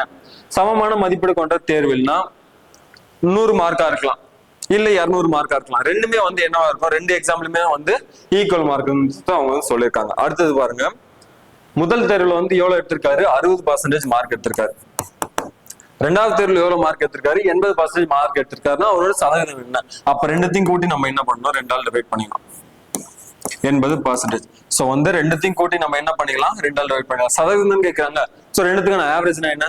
ரெண்டுத்தையும் கூட்டி மொத்தம் எத்தனை இருக்கு? 2 நம்பர் இருக்கிறதுனால 2ஆல் நம்பர் டிவைட் பண்ணிக்கலாம். சோ இது கூட்டினா எவ்வளவு நம்மளுக்கு? 140 வரும். 140 டிவைட் பை 2, 140% டிவைட் பை 2 நம்மளுக்கு எவ்வளவு வரும்? 70% வரும். ஸோ 70% தான் இதோடைய ஆன்சர். பர்சன்டேஜ்லயே உங்களுக்கு வந்து எப்படி சதவீதத்துல கொஸ்டின் கேட்டிருக்காங்க பாருங்க. சரி, அடுத்த கொஸ்டின் பார்த்துடலாமா? அடுத்த கொஸ்டின் பாருங்க. ஒரு மாணவர் தலா 100 மதிப்பெண்கள் கொண்ட 4 பாடங்களில் 75% மதிப்பெண்களையும், தலா 100 மதிப்பெண்கள் கொண்ட 2 பாடங்களில் 60% மதிப்பெண்களை பெற்றால் அவருடைய ஒட்டுமொத்த சதவீத மதிப்பெண் எவ்வளவு? ஒட்டுமொத்தமா எவ்வளவு பர்சன்டேஜ்? அதாவது 4 சப்ஜெக்ட்ல வந்து 75% மார்க் வாங்கியிருக்காரு. ஒரு சப்ஜெக்டும் எவ்வளோ? 100 மார்க் தான். ஒரு சப்ஜெக்டும் எவ்வளவுன்னு சொல்லிருக்காங்க? 100 மார்க் தான். அடுத்து வந்து இன்னொரு 2 சப்ஜெக்ட் சொல்றாங்க, அதுவும் வந்து 100 மார்க் தான். பட் ஆனா வந்து அதுல அந்த 2 சப்ஜெக்ட் சேர்த்து வந்து எவ்வளவு மார்க் எடுத்திருக்காரு? அவரு 60% எடுத்திருக்காரு. ஃபர்ஸ்ட் 4 சப்ஜெக்ட் சேர்த்து வந்து அவர் வந்து 75% மார்க் வச்சிருக்காரு. அடுத்தது 2 சப்ஜெக்ட் சேர்த்து 60% மார்க் எடுத்திருக்காரு. ஓகேவா? இந்த கொஸ்டின் நீங்க போட்டனாலே உங்களுக்கு வந்து பர்சன்டேஜ்ல மோர் ஆர் லெஸ் நீங்க ஒரு 70% வந்து கவர் பண்ணிக்கிறதுக்கான இதுதான். சரி, 100 மதிப்பெண்கள்னா 4 சப்ஜெக்ட்ல அப்ப எவ்வளவு இருக்கும்? 400. 400ல எவ்வளவு எடுத்திருக்காரு? அவரு 75% இருக்காரு. 400ல 75% மார்க் எடுத்திருக்காரு. ஓகேவா? இதுல நீங்க நல்லாவே சொல்லலாம் 75%னா எவ்வளவுன்றது. 25%னா நம்மளுக்கு 100, 25%னா நம்மளுக்கு 100, அது 50%னா 200. அப்ப 75%னா நம்மளுக்கு எவ்வளவு இருக்கும்? இதுல 75% நம்மளுக்கு 300. அப்போ டோட்டலா வந்து 400க்கு அவரு 300 மார்க் எடுத்திருக்காரு. அடுத்தது பாருங்க, 2 பாடத்துல எவ்வளவு எடுத்திருக்காரு? 2 பாடம் பார்க்கும்போது அப்ப 200 மார்க் டோட்டலா. அப்ப 200 மார்க்கு 60%. அப்ப 60%னா எவ்வளவு இருக்கும்? 60% நம்மளுக்கு எவ்வளவா இருக்கும்? இதுல நீங்க 10% பாத்தீங்கன்னாலே உங்களுக்கு வந்து இதுல 20, 10% உங்களுக்கு வந்து 20. அப்ப 60% 6 × 2 நம்மளுக்கு எவ்வளவு வரும்? 120 வரும். ஓகேவா? 6 × 2 நம்மளுக்கு 120 வந்து இந்த இடத்துல கிடைக்கும். ஸோ டோட்டலா வந்து இவ்வளவு மார்க் எடுத்திருக்கான். டோட்டலா வந்து 420 மார்க். அதாவது வந்து 600க்கு டோட்டலா 420 மார்க் எடுத்திருக்கான். ஓகேவா? இப்போ இதோட இந்த 420 மார்க்ன்றது இந்த 600க்கு எவ்வளவு பர்சன்டேஜ்? 420ன்றது 600க்கு எவ்வளவு பர்சன்டேஜ்ன்றதை நம்ம கால்குலேட் பண்ணணும். ஓகேவா? இது இப்படி கால்குலேட் பண்ண வேணாம். இப்ப 420 தான் நம்மளுக்கு எத்தனை பர்சன்டேஜ்னு தெரியல. இப்ப 600ன்றது நம்மளுக்கு எவ்வளவு? 100%. ஓகேவா? சோ இதுல இருந்து நம்ம 420 கண்டுபிடிக்கணும். சோ இதை அடிச்சிடலாமா? ஒரு 0க்கு ஒரு 0 கேன்சல், இந்த ஒரு 0க்கு இங்க ஒரு 0 நான் கேன்சல் பண்ணிக்கிறேன். 6 6 7 6 42. இப்ப மல்டிப்ளை பண்ணோம்னா 7 × 10 நம்மளுக்கு என்ன ஒரு கிராஸ் மல்டிப்ளை பண்ணும்போது 7 × 10 நம்மளுக்கு எவ்வளவு கிடைக்க போகுது? 70 கிடைக்கும். அப்ப எவ்வளவு மார்க் எடுத்திருக்கான்? 70% மார்க் வந்து இதுல எடுத்திருக்கான். ஓகேங்களா? 70% மார்க் வந்து இதுல அவர் ஸ்கோர் பண்ணிருக்காரு. இதே மாதிரி வந்து உங்களுக்கு எப்படி இன்னொரு கொஸ்டின் எப்படி கேட்பாங்கன்னா, ஸ்டூடெண்ட்ஸ் வந்து கொடுத்துருவாங்க. ஓகேவா? ஒரு வகுப்புல வந்து மொத்தம் இவ்வளவு மாணவர்கள் இருக்காங்க, அதுல வந்து 10% இல்லைன்னா ஒரு 20% வந்து சிறுவர்கள்னா பேலன்ஸ் இருக்கவங்க சிறுமிகள் வந்து எவ்வளவு இருக்காங்க, கவுண்டிங்ல வந்து எவ்வளவுன்றத கேட்பாங்க. ஓகேங்களா? சோ அந்த மாதிரி கொஸ்டினும் நீங்க வந்து பார்த்து வச்சுக்கணும். சரி, அடுத்த கொஸ்டின் பார்க்கலாமா? அடுத்த கேள்வி என்ன சொல்லிருக்காங்க பாருங்க. ஒரு கடைக்காரர் ஒரு பொருளை 2000 வாங்கி அதன் அடக்க விலையில் 10% போக்குவரத்து செலவிற்கு செலவாக செய்கிறார். பின்னர் மொத்த செலவின் மீது 20% லாபம் வைத்து அப்பொருளை விற்கிறார். அப்பொருளின் விற்பனை விலை என்ன? செல்லிங் பிரைஸ் என்னன்றத கொஸ்டின் கேட்டிருக்காங்க. செல்லிங் பிரைஸ் என்னவா இருக்கும்? அவர் வந்து எவ்வளவுக்கு வாங்கியிருக்காரு? 2000 வாங்கியிருக்காரு. அது வந்து டிரான்ஸ்போர்டேஷன் சார்ஜஸ் வந்து எவ்வளவா இருக்குது?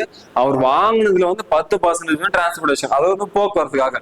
ஒரு பொருள் வாங்கிட்டு அங்கிருந்து அவரோட கடைக்கு எடுத்துட்டு வர்றாரா, அதுக்கு வந்து அவர் வாங்கின விலையில அதுக்கு வந்து எவ்வளவு ஆகுது? 10% செலவாகுது. அப்ப என்ன பண்ணணும்னா இந்த இடத்துல நம்மளுக்கு அடக்க விலையா பார்க்கும்போது இதையும் பார்க்கணும், இதையும் பார்க்கணும். அப்ப அது ரெண்டும் சேர்த்து தான் வந்து அவருக்கு என்னவா இருக்கும்? அவருக்கு வந்து அந்த பொருளோட அடக்க விலையா இருக்கும். இப்ப வந்து அவர் வந்து எவ்வளவு விற்கிறாரு? 20% ப்ராஃபிட்ல விற்கிறாரு. 20% ப்ராஃபிட்ல விற்கிறாருன்னா அப்ப வந்து எவ்வளவுக்கு வித்துட்டு பாருன்றது பார்க்கணும். அப்ப இதுலயே வந்து அவர் 10% வந்து சேர்த்திருக்காருல, அப்ப அந்த 10% சேர்த்தா என்ன ஆகும்? இது வந்து நம்மளுக்கு 100%, 2000 100%, அதுல 10% சேர்த்தா என்ன ஆகும்? 10% சேர்த்தா நம்மளுக்கு என்ன ஆகும்?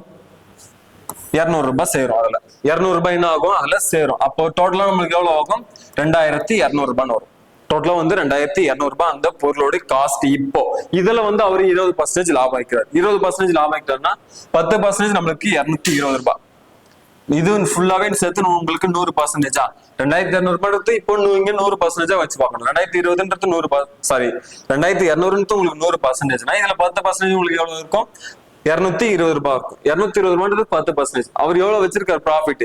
20% ப்ராஃபிட் வச்சிருக்காரு. அப்ப 10% 220, 10% நம்மளுக்கு 220. அப்ப 20% நம்மளுக்கு எவ்வளவு வரும்? 440. 440 நம்மளுக்கு 20%. அப்ப டோட்டலா நம்மளுக்கு அந்த 100% கூட இந்த 20% சேர்த்து வைக்கும். சேர்த்து பாருங்க. அப்ப 2200 பிளஸ் வந்து 440 கூட்டினா எவ்வளவு வரும்? 2640. சோ 2640 ரூபாய்க்கு அந்த பொருளை வந்து அவர் என்ன பண்ணிருப்பாரு? வித்திருப்பாரு. ஓகேவா? சோ இந்த கொஸ்டின்ல நீங்க என்ன பார்க்கணும்னா, ஒரு பொருளை வாங்கிட்டாருன்னா அது மட்டுமே அவருக்கு அடக்க விலையா இருக்காது. அந்த பொருளை விற்கிறதுக்கு முன்னாடி அவர் அந்த பொருளுக்கு என்னென்னலாம் செலவு பண்றாரோ அது எல்லாமே என்ன ஆகும்? அடக்க விலையில இன்க்ளூட் ஆகும். சரிங்களா? சரி, ஓகே. இந்த கொஸ்டின் என்ன சொல்லிருக்காங்க பாருங்க. ஒரு நகரத்தின் மக்கள் தொகை முதல் ஆண்டில் 10% அதிகரிக்கிறது, 2ஆம் ஆண்டில் 10% குறைகிறது. 2 ஆண்டுகளுக்கு பிறகு ஏற்படும் நிகர சதவீத மாற்றம் என்ன? பெர்சன்டேஜ்ல இது ஒரு நல்ல கொஸ்டின். ஓகேங்களா? சோ இது மாதிரி கொஸ்டின் கேட்டாங்கனாலே நீங்க என்ன பண்ணுவீங்க? மாற்றமே இல்ல அந்த இடத்துல நம்மளுக்கு என்னவா இருக்கும்? 10% இன்க்ரீஸ் ஆயிட்டு 10% குறைஞ்சுன்னா மாற்றமே இருக்காது. அந்த இடத்துல 0% தான் மாற்றம் நினைப்பீங்க. கண்டிப்பா அப்படி இல்ல. ஒரு பொருளை நீங்க 100 ரூபாய்க்கு வாங்கிட்டு 10% வந்து லாபம். ஓகே, 110 ரூபாய்க்கு வித்துறீங்க. இப்ப மறுபடியும் வந்து அதே போல நீங்க மறுபடியும் வாங்குறீங்கன்னா 10% வந்து நஷ்டத்துக்கு வாங்குறீங்கன்னா அப்ப என்ன ஆகும்? 10% பார்க்கும்போது அந்த இடத்துல 11 ஆயிடும். ஓகேவா? ஃபர்ஸ்ட் நீங்க 100 ரூபாய்க்கு கேட்கறீங்களா, 10% இன்க்ரீஸ் பண்ணா என்ன ஆகும்? 10% வந்து இன்க்ரீஸ் பண்ணா என்ன ஆகும்? இது 110 ரூபாய் ஆகுமா?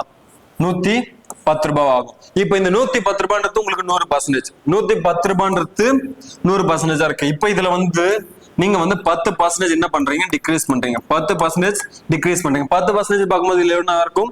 11. ஓகேவா? 11 ரூபாய் நீங்க ரிடியூஸ் பண்றீங்கன்னா அப்ப என்ன ஆகும்? உங்களுக்கு 99 வந்துடும். 10% இன்க்ரீஸ் பண்ணி 10% டிக்ரீஸ் பண்ணும்போது நம்மளுக்கு என்ன வருது? 99 வருது. அப்ப என்ன ஆகுது இந்த இடத்துல?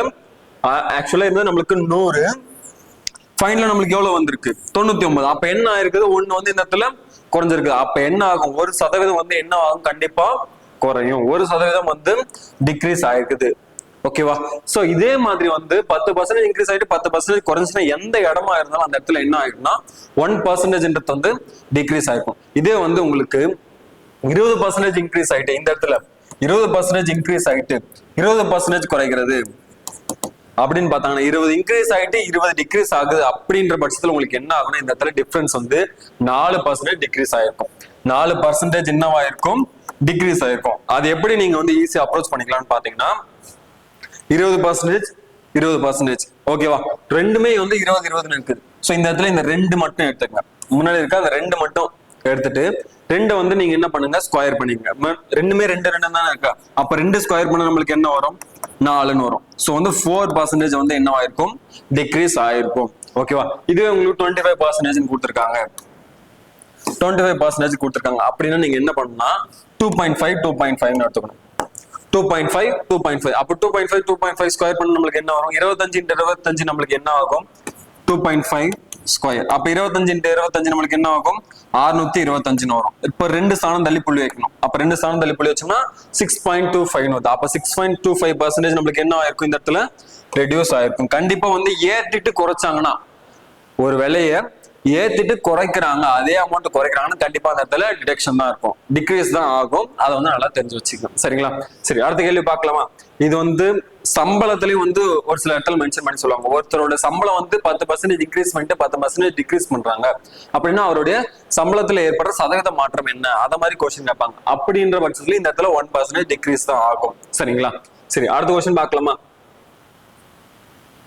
அடுத்த கேள்வி என்ன சொல்லிருக்காங்க பாருங்க. ஒரு வணிகர் பொருட்களை 800க்கு வாங்கி அதன் விலையை 50% உயர்த்து நிர்ணயிக்கிறார். பின்னர் அந்த நிர்ணயிக்கப்பட்ட விலையின் மீது 20% தள்ளுபடி வழங்குகிறார். அவருடைய லாப சதவீதம் என்ன? ப்ராஃபிட் பர்சன்டேஜ் என்னன்னு கேட்கறாங்க. பட் ஆனா இந்த இடத்துல நீங்க பார்க்க வேண்டியது என்னன்னா, டிஸ்கவுண்டும் கொடுத்துட்டு அதுல வர அவருக்கு ப்ராஃபிட்டா என்னன்னு கேட்கறாங்க. உங்களுக்கு பர்சன்டேஜ் நல்லா தெரிஞ்சிச்சுன்னா, அதாவது இந்த கொஸ்டின் நீங்க நல்லாவே போட்டீங்கன்னா உங்களால பர்சன்டேஜ்ல எப்படிப்பட்ட கொஸ்டின் கொடுத்தாலும் உங்களால சால்வ் பண்ண முடியும். ஓகேங்களா? உங்களுக்கு பர்சன்டேஜ் நீங்க பாக்குறீங்கனாலே பர்சன்டேஜ்ல உங்களுக்கு எந்தெந்த டாபிக் எல்லாம் கவர் ஆகின்றத நல்லா பாத்துங்க. பர்சன்டேஜ்ன்ற ஒரு டாபிக் கவர் ஆயிடும். உங்களுக்கு அதுலயே வந்து ஒரு சில நேரத்தில் 2 கொஸ்டின் கேட்டுறாங்க. அதே மாதிரி உங்களுக்கு தனி வட்டி கொஸ்டினும் வந்து இதுல உங்களுக்கு கவர் ஆகி வரும். ஓகேவா? தனி வட்டி கொஸ்டினும் இதுல வந்து கவர் ஆகி வரும். அதே மாதிரி ப்ராஃபிட் அண்ட் லாஸ் மெயினா வந்து இதை பேஸ் பண்ணி தான் வரும். பர்சன்டேஜ் பேஸ் பண்ணி தான் உங்களுக்கு ப்ராஃபிட் அண்ட் லாஸ், டிஸ்கவுண்ட் எல்லாமே இதை பேஸ் பண்ணி தான் வரும். ஓகேங்களா? உங்களுக்கு டோட்டலா வந்து ஒரு 3 டாபிக் வந்து கவர் ஆயிடும் பர்சன்டேஜ் நீங்க பார்க்கும்போது. ஓகேங்களா? சரி, இந்த கொஸ்டின் எப்படின்னு பாருங்க. 800 ரூபாய்க்கு வாங்கியிருக்காரா? 800 ரூபாய்க்கு வாங்கியிருக்காரு. அதன் விலையை 50% உயர்த்திருக்காரு. அப்ப 50% இன்க்ரீஸ் பண்ணிருக்காருன்னா என்ன ஆகும்? இதுல பாதி வந்து இன்க்ரீஸ் பண்ணிருக்காரு. 800 பாதினா நம்ம எவ்வளவு வரும்? 400. சோ 400 இன்க்ரீஸ் பண்ணா அப்ப டோட்டலா எவ்வளவு ஆயிடும்? 1200 ரூபாய் ஆயிடும். ஓகேவா? 1200 ரூபாய். இந்த 1200 ரூபாய் என்ன பண்றாருன்னா அவர் வந்து 20% டிஸ்கவுண்ட் பண்றாரு. இதுல வந்து 20% என்ன பண்றாரு? டிஸ்கவுண்ட் பண்றாரு. 20% டிஸ்கவுண்ட் கொடுத்தாருன்னா என்ன ஆகும்? 20% இருந்து குறைக்கிறாரு. 20% குறைச்சாருன்னா எவ்வளவு ஆகும்? 10% பார்த்தா நம்மளுக்கு வந்து 120. 10% பார்க்கும்போது 120. 20% பார்க்கும்போது நம்மளுக்கு என்ன ஆகும்? 240. சோ 20% நம்ம ரெடியூஸ் பண்ணும்போது அப்போ 240 ரூபாய் நம்ம குறைப்போம். 240 ரூபாய் குறைச்சோம்னா என்ன ஆகும்? 1600 இருந்து 240 ரூபாய் குறைக்கும்போது நம்மளுக்கு 960 ரூபாய் வரும். ஓகேவா? 960 ரூபாய். இப்போ ஃபைனலா வந்து அவர் இதுதான் வந்து செல்லிங் பிரைஸா விற்பாரு. சோ 960 ரூபாய்க்கு தான் அந்த பொருளை என்ன பண்ணுவார்? விற்பாரு. 800 ரூபாய்க்கு வாங்கி 960 ரூபாய்க்கு விற்கிறாருன்னா அவர் கண்டிப்பா லாபமா நஷ்டமா? கண்டிப்பா லாபமா இருக்கும். எவ்வளவு லாபமா இருக்கும்? 960க்கு 800க்கு டிஃபரன்ஸ் நம்மளுக்கு எவ்வளவு? 160. 160. சோ இந்த 160ன்றது எவ்வளவு பர்சன்டேஜ்? 800ன்றது நம்மளுக்கு 100%. 800ன்றது நம்மளுக்கு 100%. இதுல பாருங்க 10% நம்மளுக்கு எவ்வளவு இருக்கும்? 10% நம்மளுக்கு 80 ரூபாய். 10% 80 ரூபாய். இப்ப 160 ரூபான்றது 80 ரூபாய் 2 மடங்கு ஆக்குனா நம்மளுக்கு 160 ரூபாய் கிடைச்சிருமா? 80 ரூபாய் 2 மடங்கு ஆக்குனா 160 ரூபாய். அப்ப 10ன்றது நம்மளுக்கு 20% ஆகும்போது 160 ரூபாய் கிடைச்சிருமா? இத 2 மடங்கு ஆக்கணும்னா அப்படியே 20%. அப்ப 80 நம்ம 2 மடங்கு ஆக்கணும் 160 ரூபாய். அப்ப 160 ரூபாய் நம்மளுக்கு 20%. அப்ப ப்ராஃபிட் அவங்களுக்கு எவ்வளவு கிடைச்சிருக்கு? 20% இந்த இடத்துல ப்ராஃபிட் கிடைச்சிருக்கு. ஓகேங்களா? இந்த பர்சன்டேஜ்ல நீங்க பார்க்கும்போது எந்த விலையை நம்ம, அதாவது வந்து ஹோல் அமௌண்ட் நம்ம 100% வச்சிருக்கிறோம், அது 10% எப்படி மாத்துறது அப்படின்றத பாத்துக்கணும். ஓகேவா? அதை பாத்தீங்கன்னா உங்களுக்கு வந்து ஈஸியா இருக்கும். ஏன்னா உங்களுக்கு ஆர்மியை பேஸ் பண்ணி பார்க்கும்போது எல்லாமே வந்து மோஸ்ட் ஆஃப் த டைம்ஸ் வந்து ஹோல் நம்பர்ஸ் தான் கொடுப்பாங்க. ஓகேவா? சரி, அடுத்த கொஸ்டின் பார்க்கலாமா? அடுத்த கேள்வி என்ன சொல்றாங்க பாருங்க. தனி வட்டி. இந்த தனி வட்டி உங்களுக்கு வந்து பர்சன்டேஜ் பேஸ் பண்ணி தான் வரும். ஏன்னா இதுல ரேட் ஆஃப் இன்ட்ரெஸ்ட் உங்களுக்கு எப்படி கொடுப்பாங்க? பர்சன்டேஜ் பேஸ் பண்ணி தான் கொடுப்பாங்க. உங்களுக்கு வந்து ஃபார்முலா படி நான் சொல்லி கொடுக்குறேன், பர்சன்டேஜ் பேஸ் பண்ணி நான் சொல்லி கொடுக்குறேன். ஒரு வங்கி ஆண்டுக்கு 10% தனி வட்டி வழங்குகிறது. ஒரு நபர் 5000 வைப்பு தொகையாக செலுத்தினால் 3 ஆண்டுகளில் அவர் எவ்வளவு வட்டி பெறுவார்? இவர் வந்து பேங்க்ல வந்து டெபாசிட் பண்றாரு. ஒரு அமௌண்ட் டெபாசிட் பண்ணிட்டு அதுல வந்து எவ்வளவு இன்ட்ரெஸ்ட்? 10% இன்ட்ரெஸ்ட்ல 3 வருஷத்துக்கு வந்து பேங்க்லயே விடுறாரு. எல்லாமே தனி வட்டியில் தான் உங்களுக்கு வந்து கொஸ்டின் கேட்பாங்க. உங்களுக்கு வந்து காம்பவுண்ட் இன்ட்ரெஸ்ட்ல கொஸ்டின் இருக்காது, தனி வட்டியில மட்டுமே நீங்க பாத்துங்க. ஓகேவா? 5000 வந்து வைப்பு தொகையை செலுத்தினால் 3 ஆண்டுகளுக்கு பிறகு அவர் வந்து எவ்வளவு வந்து வட்டி மட்டும் தான் கேட்கறாங்க. அப்ப சிம்பிள் இன்ட்ரெஸ்ட்கான ஃபார்ம்னா நம்மளுக்கு எல்லாருக்கும் நல்லாவே தெரியும். PNR டிவைட் பை 100ங்களா? சோ Pன்றது நம்மளுக்கு வந்து அசல் வந்து 5000, 3 வருஷம் டெபாசிட் பண்றாரு. எவ்வளவு ரேட் ஆஃப் இன்ட்ரெஸ்ட் நம்மளுக்கு? 10% டிவைட் பை 100. சோ 2 0க்கு இந்த 2 0 கேன்சல் பண்ணிடுங்க. அடுத்தது பாருங்க, 3 × சரி 3 × 10 நம்மளுக்கு 30 ஆகும். 30 × 50 நம்மளுக்கு என்ன ஆகும்? 3 × 5 15. இங்க ஒரு 0 அங்க ஒரு 0 இருக்கும். அப்ப 2 0 1500 ரூபான்னு வரும். ஓகேவா? 1500 ரூபாய் தான் அவருக்கு என்னவா இருக்கும்? தனி வட்டியா கிடைச்சிருக்கும். இதை வந்து நம்ம வந்து இந்த ஃபார்ம்ல கூட தேவையில்லை, நம்ம அப்படியே பார்க்கலாம். ஒரு வருஷத்துக்கு வந்து 10%, ஒரு வருஷத்துக்கு வந்து 10% இன்ட்ரெஸ்ட். நாம 3 வருஷத்துக்கு எவ்வளவு இருக்கும்? 3 × 10 நம்மளுக்கு என்ன ஆகும்? 30% தான் ரேட் ஆஃப் இன்ட்ரெஸ்ட். அதுதான் வந்து நம்மளுக்கு தனி வட்டியா இருக்கும். அந்த 30% தான் நம்மளுக்கு தனி வட்டி. நம்மளுக்கு 100% 5000. 100% 5000. அப்ப 30% எவ்வளவு? 10% 500 ரூபாவா இருக்குமா? 10% 500 ரூபாய்னா அப்ப 30% எவ்வளவா இருக்கும்? 3 × 5 நம்மளுக்கு 1500 ரூபாய் வரும். So 1500 answer. அப்படி கூட நீங்க வந்து சால்வ் பண்ணிக்கலாம். ஓகேவா? 30% நீங்க எவ்வளவுன்றது கண்டுபிடிச்சிட்டாலே டைரக்டா உங்களுக்கு சிம்பிள் இன்ட்ரெஸ்ட் எவ்வளவுன்றது தெரிஞ்சிடும். சரிங்களா? சரி, அடுத்த கேள்வி பார்க்கலாமா? சரி, இந்த கொஸ்டின்லயே பாருங்க, உங்களுக்கு வந்து எல்லாமே கொடுத்துட்டாங்க. அசல் கொடுத்துட்டாங்க, நம்பர் ஆஃப் இயர்ஸ் எவ்வளவுன்னு கொடுத்துட்டாங்க, அதே மாதிரி ரேட் ஆஃப் இன்ட்ரெஸ்ட் எவ்வளவுன்னு கொடுத்துட்டாங்க. இதுல வந்து சிம்பிள் இன்ட்ரெஸ்ட் கண்டுபிடிக்க சொல்லுங்க. ஒரு சில கொஸ்டின்ல உங்களுக்கு வந்து டைரக்டா சிம்பிள் இன்ட்ரெஸ்ட் கொடுத்துருவாங்க. சிம்பிள் இன்ட்ரெஸ்ட் கொடுத்துட்டு PNR/100 இதுல வந்து உங்களுக்கு வந்து எத்தனா ஒரு வேல்யூ வந்து அன்னோனா வச்சிருவாங்க. இப்போ வந்து P உங்களுக்கு அன்னோனா வச்சுட்டு, ஓகேவா, அசல் எவ்வளவுன்றத கொடுக்க மாட்டாங்க. அசல் கொடுக்காம உங்களுக்கு வந்து வட்டி இவ்வளவு வந்திருக்குதுன்னா, இத்தனை வருஷத்துல இத்தனை ரேட் ஆஃப் இன்ட்ரெஸ்ட்ல வட்டி இவ்வளவு கிடைச்சிருக்குன்னா உங்களுக்கு வந்து அசல் என்னவா இருக்கும் அப்படின்னு கேட்பாங்க. அப்படி இல்லைன்னா அசல் உங்களுக்கு கொடுத்துட்டு சிம்பிள் இன்ட்ரெஸ்டும் கொடுத்துட்டு வருஷம் கொடுக்க மாட்டாங்க. அப்போ வருஷம் கண்டுபிடிக்கணும். அப்படி இல்ல ரேட் ஆஃப் இன்ட்ரெஸ்ட் கொடுக்க மாட்டாங்க, ரேட் ஆஃப் இன்ட்ரெஸ்ட் கண்டுபிடிக்கணும். ஓகேவா? எல்லாத்துக்குமே நீங்க இந்த ஒரு ஃபார்ம்ல வச்சு நீங்க கண்டுபிடிக்கிற மாதிரியே இருக்கும். சரிங்களா? சரி, அடுத்த கேள்வி பார்க்கலாமா? இந்த கொஸ்டின் என்ன சொல்லிருக்காங்க பாருங்க. அதே சிம்பிள் இன்ட்ரெஸ்ட் கான்செப்ட் தான். ஒரு குறிப்பிட்ட தொகையானது தனிவட்டி முறையில் 3 ஆண்டுகளில் 6600 ஆகவும் 4 ஆண்டுகளில் 7200 ஆகவும் இருக்கிறது. அத்தொகையின் அசல் என்ன? சிம்பிள் இன்ட்ரெஸ்ட் கான்செப்ட் உங்களுக்கு புரிஞ்சிருச்சுன்னா இது வந்து ரொம்பவே ஈஸியா வந்து சால்வ் பண்ணிடலாம். ஓகேவா? 3 வருஷத்துக்கு எவ்வளவு ஆகுது? டோட்டல் அமௌண்ட், டோட்டல்னா அப்ப வட்டியும் அசலும் சேர்த்து வந்து 6600 ரூபாய் வருது. ஓகேவா? இதுவே 4 வருஷத்துல எவ்வளவு ஆகுது? 7200 ரூபாய் ஆகுது. ஓகேவா? இது 3 வருஷம், இது 4 வருஷம். டோட்டல் அமௌண்ட் இதெல்லாம், அதாவது வட்டியும் அசலும் சேர்த்து. சோ இது ரெண்டுத்துக்கு நான் டிஃபரன்ஸ் பார்க்கும்போது எனக்கு அந்த ஒரு வருஷத்துக்கு நான் வட்டி கிடைச்சிருமா? 3 வருஷத்துக்கு 4 வருஷத்துக்கு நான் டிஃபரன்ஸ் பார்க்கும்போது எனக்கு அந்த ஒரு வருஷத்துக்கு நான் வட்டி கிடைச்சிடும். அப்போ அந்த ஒரு வருஷத்துக்கு வட்டி எவ்வளவா இருக்கும்? இதுக்கு ரெண்டுக்கும் டிஃபரன்ஸ் பார்த்தா நம்மளுக்கு 600 வருமா? சோ 7200 இருந்து 6600 பர்சன்ட் நம்மளுக்கு எவ்வளவு கிடைக்கும்? 600 கிடைக்கும். இந்த 600 தான் நம்மளுக்கு என்னவா இருக்கும்? ஒரு வருஷத்துக்கான வட்டியா இருக்கும். ஓகேவா? இதுதான் நம்மளுக்கு வந்து ஒரு வருஷத்துக்கான வட்டி.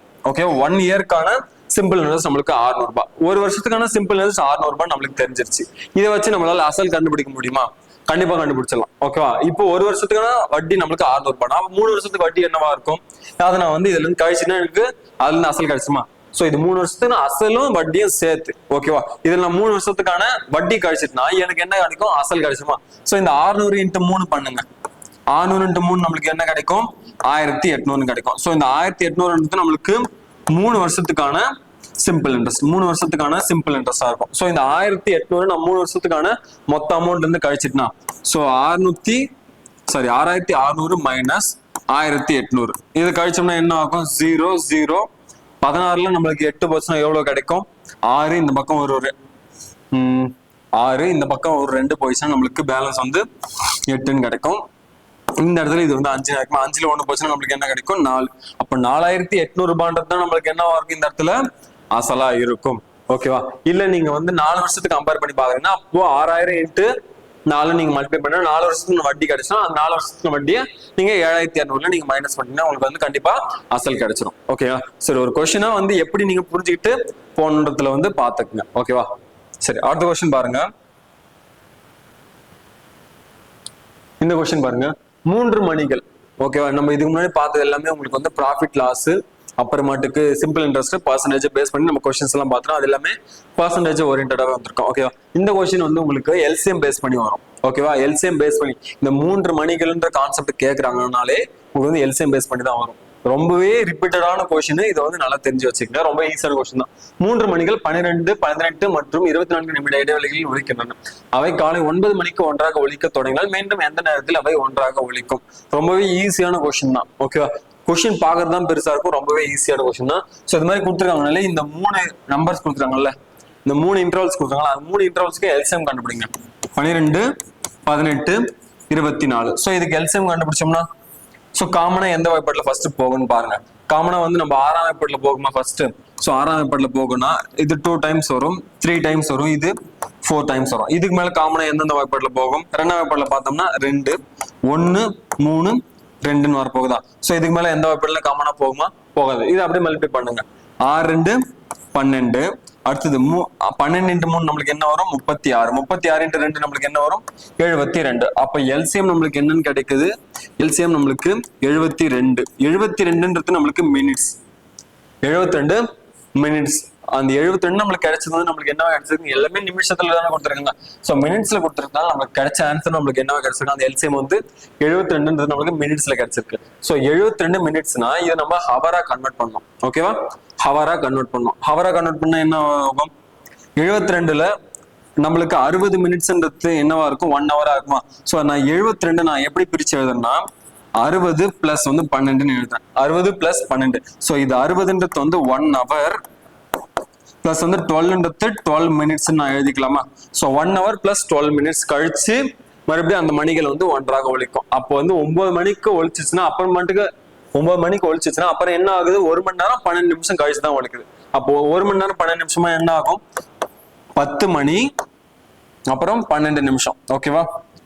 10 ஹவர்ஸ் அப்புறம் 12 மினிட்ஸுக்கு வந்து அந்த மணிகள் வந்து ஒன்றாக ஒழிக்கும். அப்ப 10 12க்கு வந்து அந்த மணிகள் ஒன்றாக ஒழிக்கும். 10 12க்கு என்ன ஆகும்? அந்த மணிகள் ஒன்றாக ஒழிக்கும்னு சொல்லிப்பாங்க. ஸோ வந்து ஹவர்ல கொடுத்தது சாரி மினிட்ஸ்ல இருக்கிறது நம்ம என்ன பண்ணணும்? இந்த இடத்துல ஹவரா கன்வெர்ட் பண்ணா அது மட்டும் பாத்துங்க. சப்போஸ் இந்த இடத்துல செகண்ட்ஸ்ன்னு கொடுத்துட்டு உங்களுக்கு வந்து இந்த நிமிஷத்துல ஒழிக்குது, அடுத்தது எந்த நிமிஷத்துல ஒழிக்குது அது மாதிரி கேட்டாங்க. நீங்க செகண்ட்ஸ்ல கொடுத்துருக்கிறது என்னவா மாத்தணும்? மினிட்ஸ்க்கு மாத்தணும். அப்படி இல்லை செகண்ட்ஸ்ல கொடுத்துருக்கிறது அவங்க கொடுத்துருக்க ஆன்சர் ஹவர்ஸ் இருந்துச்சுன்னா ஹவர்ஸ்க்கு நீங்க வந்து கன்வெர்ட் பண்ணணும். அதை வந்து நீங்க பாத்துக்கணும். ஓகேவா? சரி, அடுத்த கொஸ்டின் பார்க்கலாமா? ரொம்பவே இது முக்கியமான கொஸ்டின். இந்த கொஸ்டின் நல்லா தெரிஞ்சு வச்சுக்கோங்க.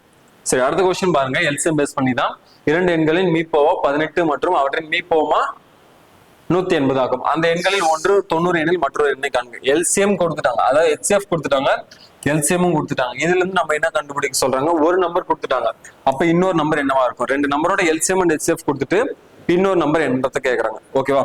சோ இது எப்படின்னு பாத்தீங்கன்னா இது வந்து ரொம்பவே முக்கியமான கொஸ்டின்.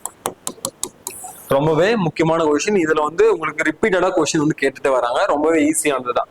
இப்ப 2 நம்பர் இருக்குன்னு வச்சுக்கோங்க, எக்ஸ் ஒய்னு இருக்கு. இந்த 2 நம்பரோட மல்டிபிளிகேஷன் எதுக்கு ஈக்குவலா இருக்குன்னா அந்த 2 நம்பரோடைய எல்சிஎம் அண்ட் HCF ஓட மல்டிபிளிகேஷனுக்கு ஈக்குவலா இருக்கும். ஓகேவா? இதுல வந்து ஒரு நம்பர் கொடுத்துட்டாங்க. ஓகேவா? எக்ஸ்ன்ற ஒரு நம்பர் கொடுத்தாங்கன்னு நான் வச்சுக்கிறேன். ஓகேவா? எக்ஸ்ன்ற ஒரு நம்பர் 90 கொடுத்துட்டாங்க, ஒய்ன்ற நம்பர் தரல. அப்ப நான் அந்த இன்னொரு நம்பர் தான் கண்டுபிடிக்கணும். எல்சிஎம் சொல்லிட்டாங்களா? எல்சிஎம் நம்மளுக்கு எவ்வளவு? 180 இன்ட்டு HCF நம்மளுக்கு 18ன்னு சொல்லிட்டாங்க. ஓகேவா? சோ இதுல இருந்து நம்ம என்ன கண்டுபிடிக்கணும்? Y கண்டுபிடிக்கணும். So Y is equal to, so இந்த 90 அந்த சைடு போகும்போது டிவிஷன்ல தான் போகும். நான் இந்த இடத்துல இருந்தே அடிச்சிடறேன் பாருங்க. ஓர் 90 90 2 90 நம்மளுக்கு 180ன்னு வருமா? அப்போ Y ஓட மதிப்பு என்னவா இருக்கும்? 2 × 18 நம்மளுக்கு 36ன்னு வருமா? சோ Y ஓட மதிப்பு நம்மளுக்கு இந்த இடத்துல 36ன்னு கிடைக்கும். சோ 36 தான் இதோடைய ஆன்சர். ஓகேங்களா? சோ உங்களுக்கு இந்த 2 நம்பர் கொடுத்துட்டு எல்சிஎம் HCF கொடுத்து 2 நம்பர் கொடுத்துட்டு 2 நம்பர்ல ஏதோ ஒரு நம்பர் கொடுத்துட்டு எல்சிஎம் HCF கொடுத்துட்டு ஒரு நம்பர் கேட்பாங்க. அப்படி இல்லைன்னா இன்னொரு மாதிரி எப்படி கேட்பாங்கன்னா இந்த 2 நம்பருமே கொடுத்துருவாங்க. ஓகேவா? 2 நம்பருமே கொடுத்துட்டு இதுல எல்சிஎம் மட்டும் கொடுத்துருவாங்க, HCF என்னன்னு கேட்பாங்க. அப்படி இல்லைன்னா HCF கொடுத்துட்டு எல்சிஎம் என்னன்னு கேட்பாங்க. அப்படி இல்லை இந்த 2 நம்பரோட ப்ராடக்ட் கொடுத்துருவாங்க. 2 எண்களின் பெருக்கல் பலன் இவ்வளோ, ஏதோ அதோடைய எல்சிஎம் வந்து இவ்வளவா இருந்துச்சு, HCF என்னவா இருக்கும். சோ அத மாதிரி வந்து கொஸ்டின் கேட்பாங்க. ஓகேவா? உங்களுக்கு தெரிய வேண்டியது என்னன்னா x into y is equal to LCM into HCF. ஓகேவா? LCM into HCF இந்த ஃபார்முலா தெரிஞ்சுனா போதும், நீங்க வந்து ஈஸியா வந்து சால்வ் பண்ணலாம். இதுவே வந்து உங்களுக்கு ரொம்ப ரொம்ப முக்கியமான கொஸ்டின். சரி, அடுத்த கொஸ்டின் பார்க்கலாமா?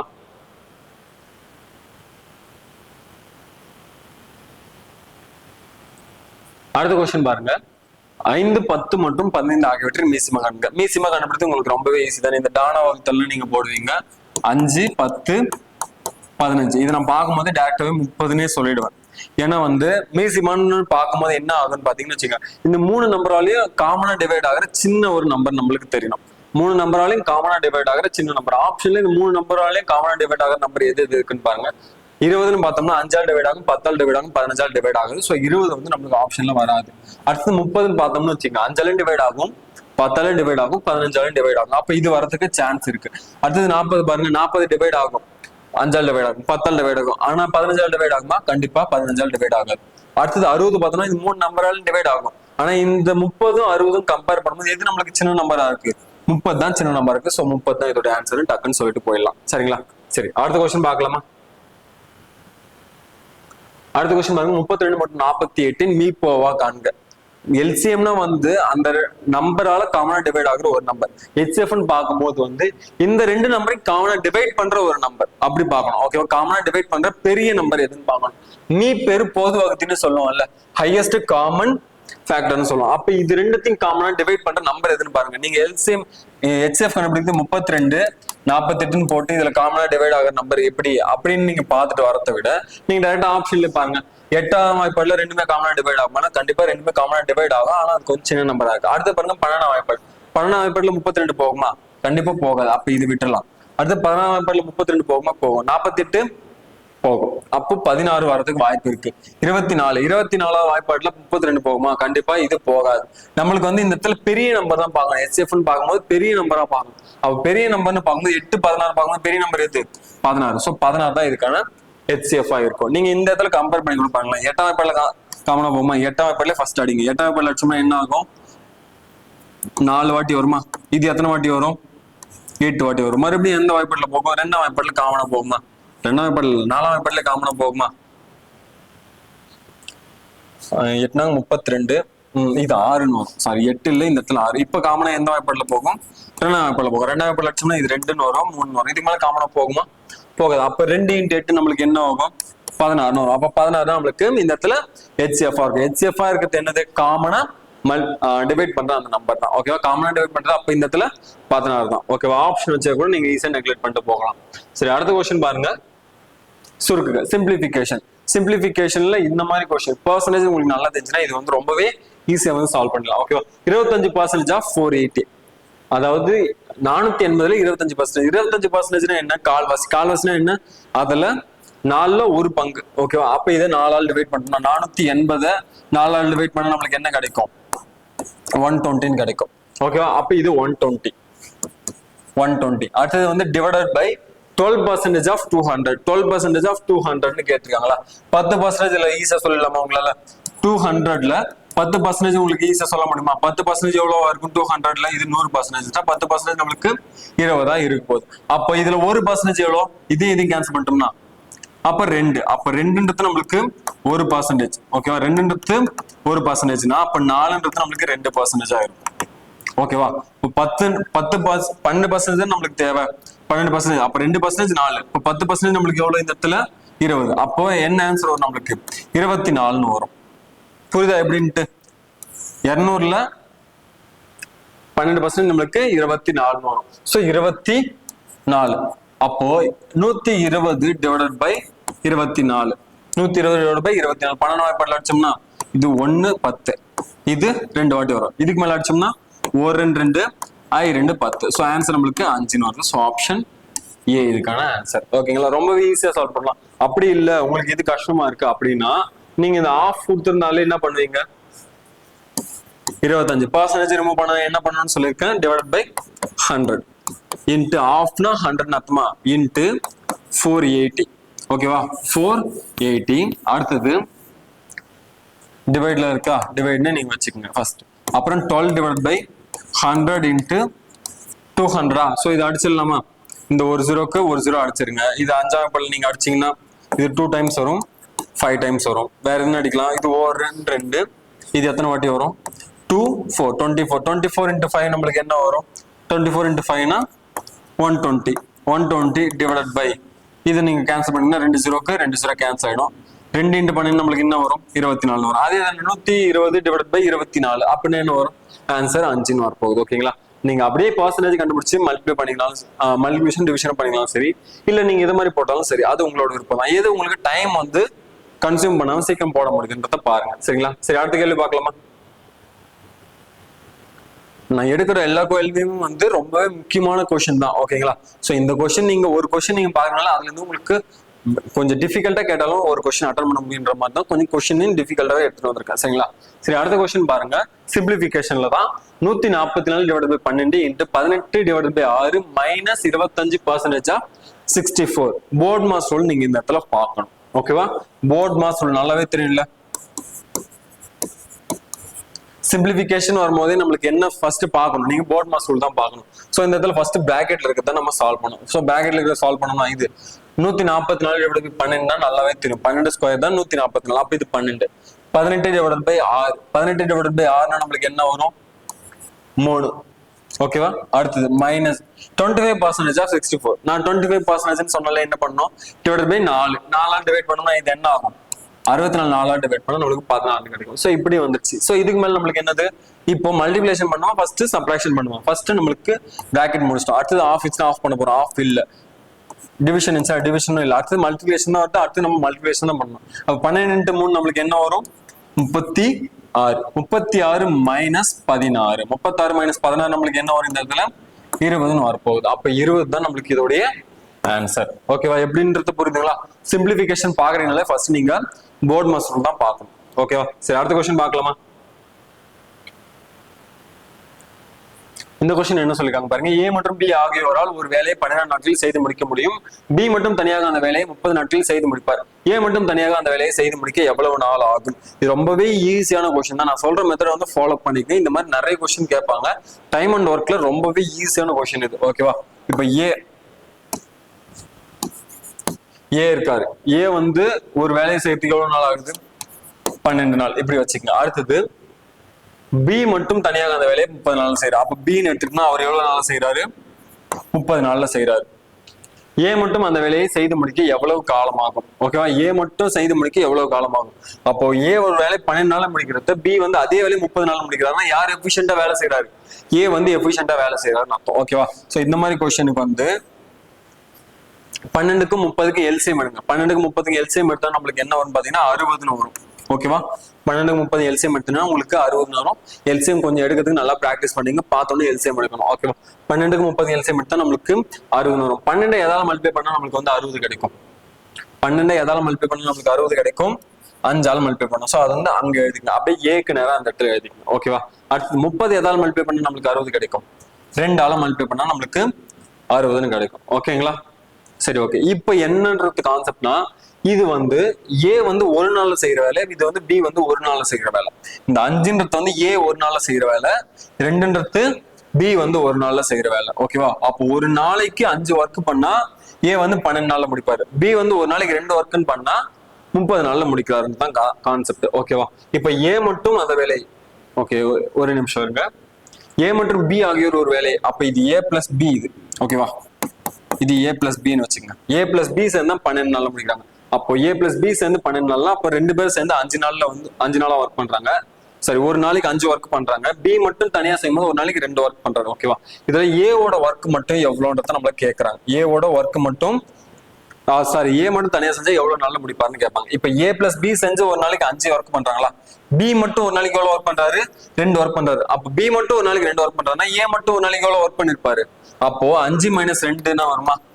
5 - 2 நம்மளுக்கு எவ்வளவு வரும்? 3 தான். அப்போ பி ஏ மட்டும் ஒரு நாளைக்கு 3 ஒர்க் பண்றாரு. ஏ மட்டும் ஒரு நாளைக்கு 3 ஒர்க் பண்றாரு. ஒரு நாளைக்கு எவ்வளவு ஒர்க் பண்றாரு?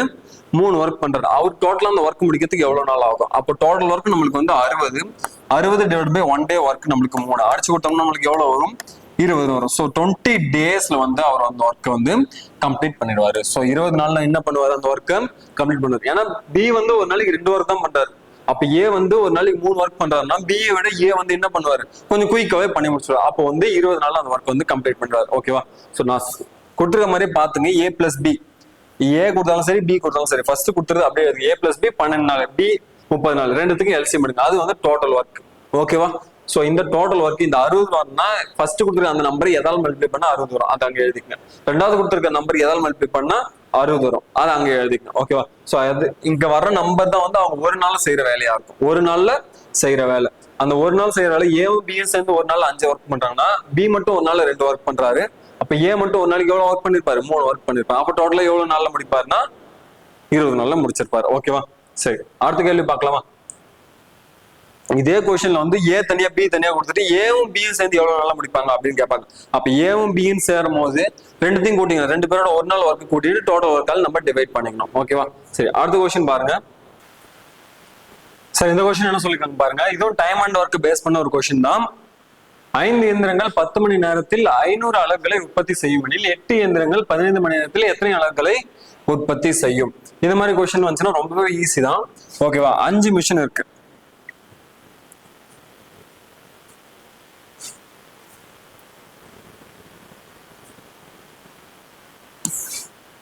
அஞ்சு மிஷின் இருக்குங்களா? 5 மிஷின் எவ்வளவு நேரம் ஒர்க் பண்ணுது?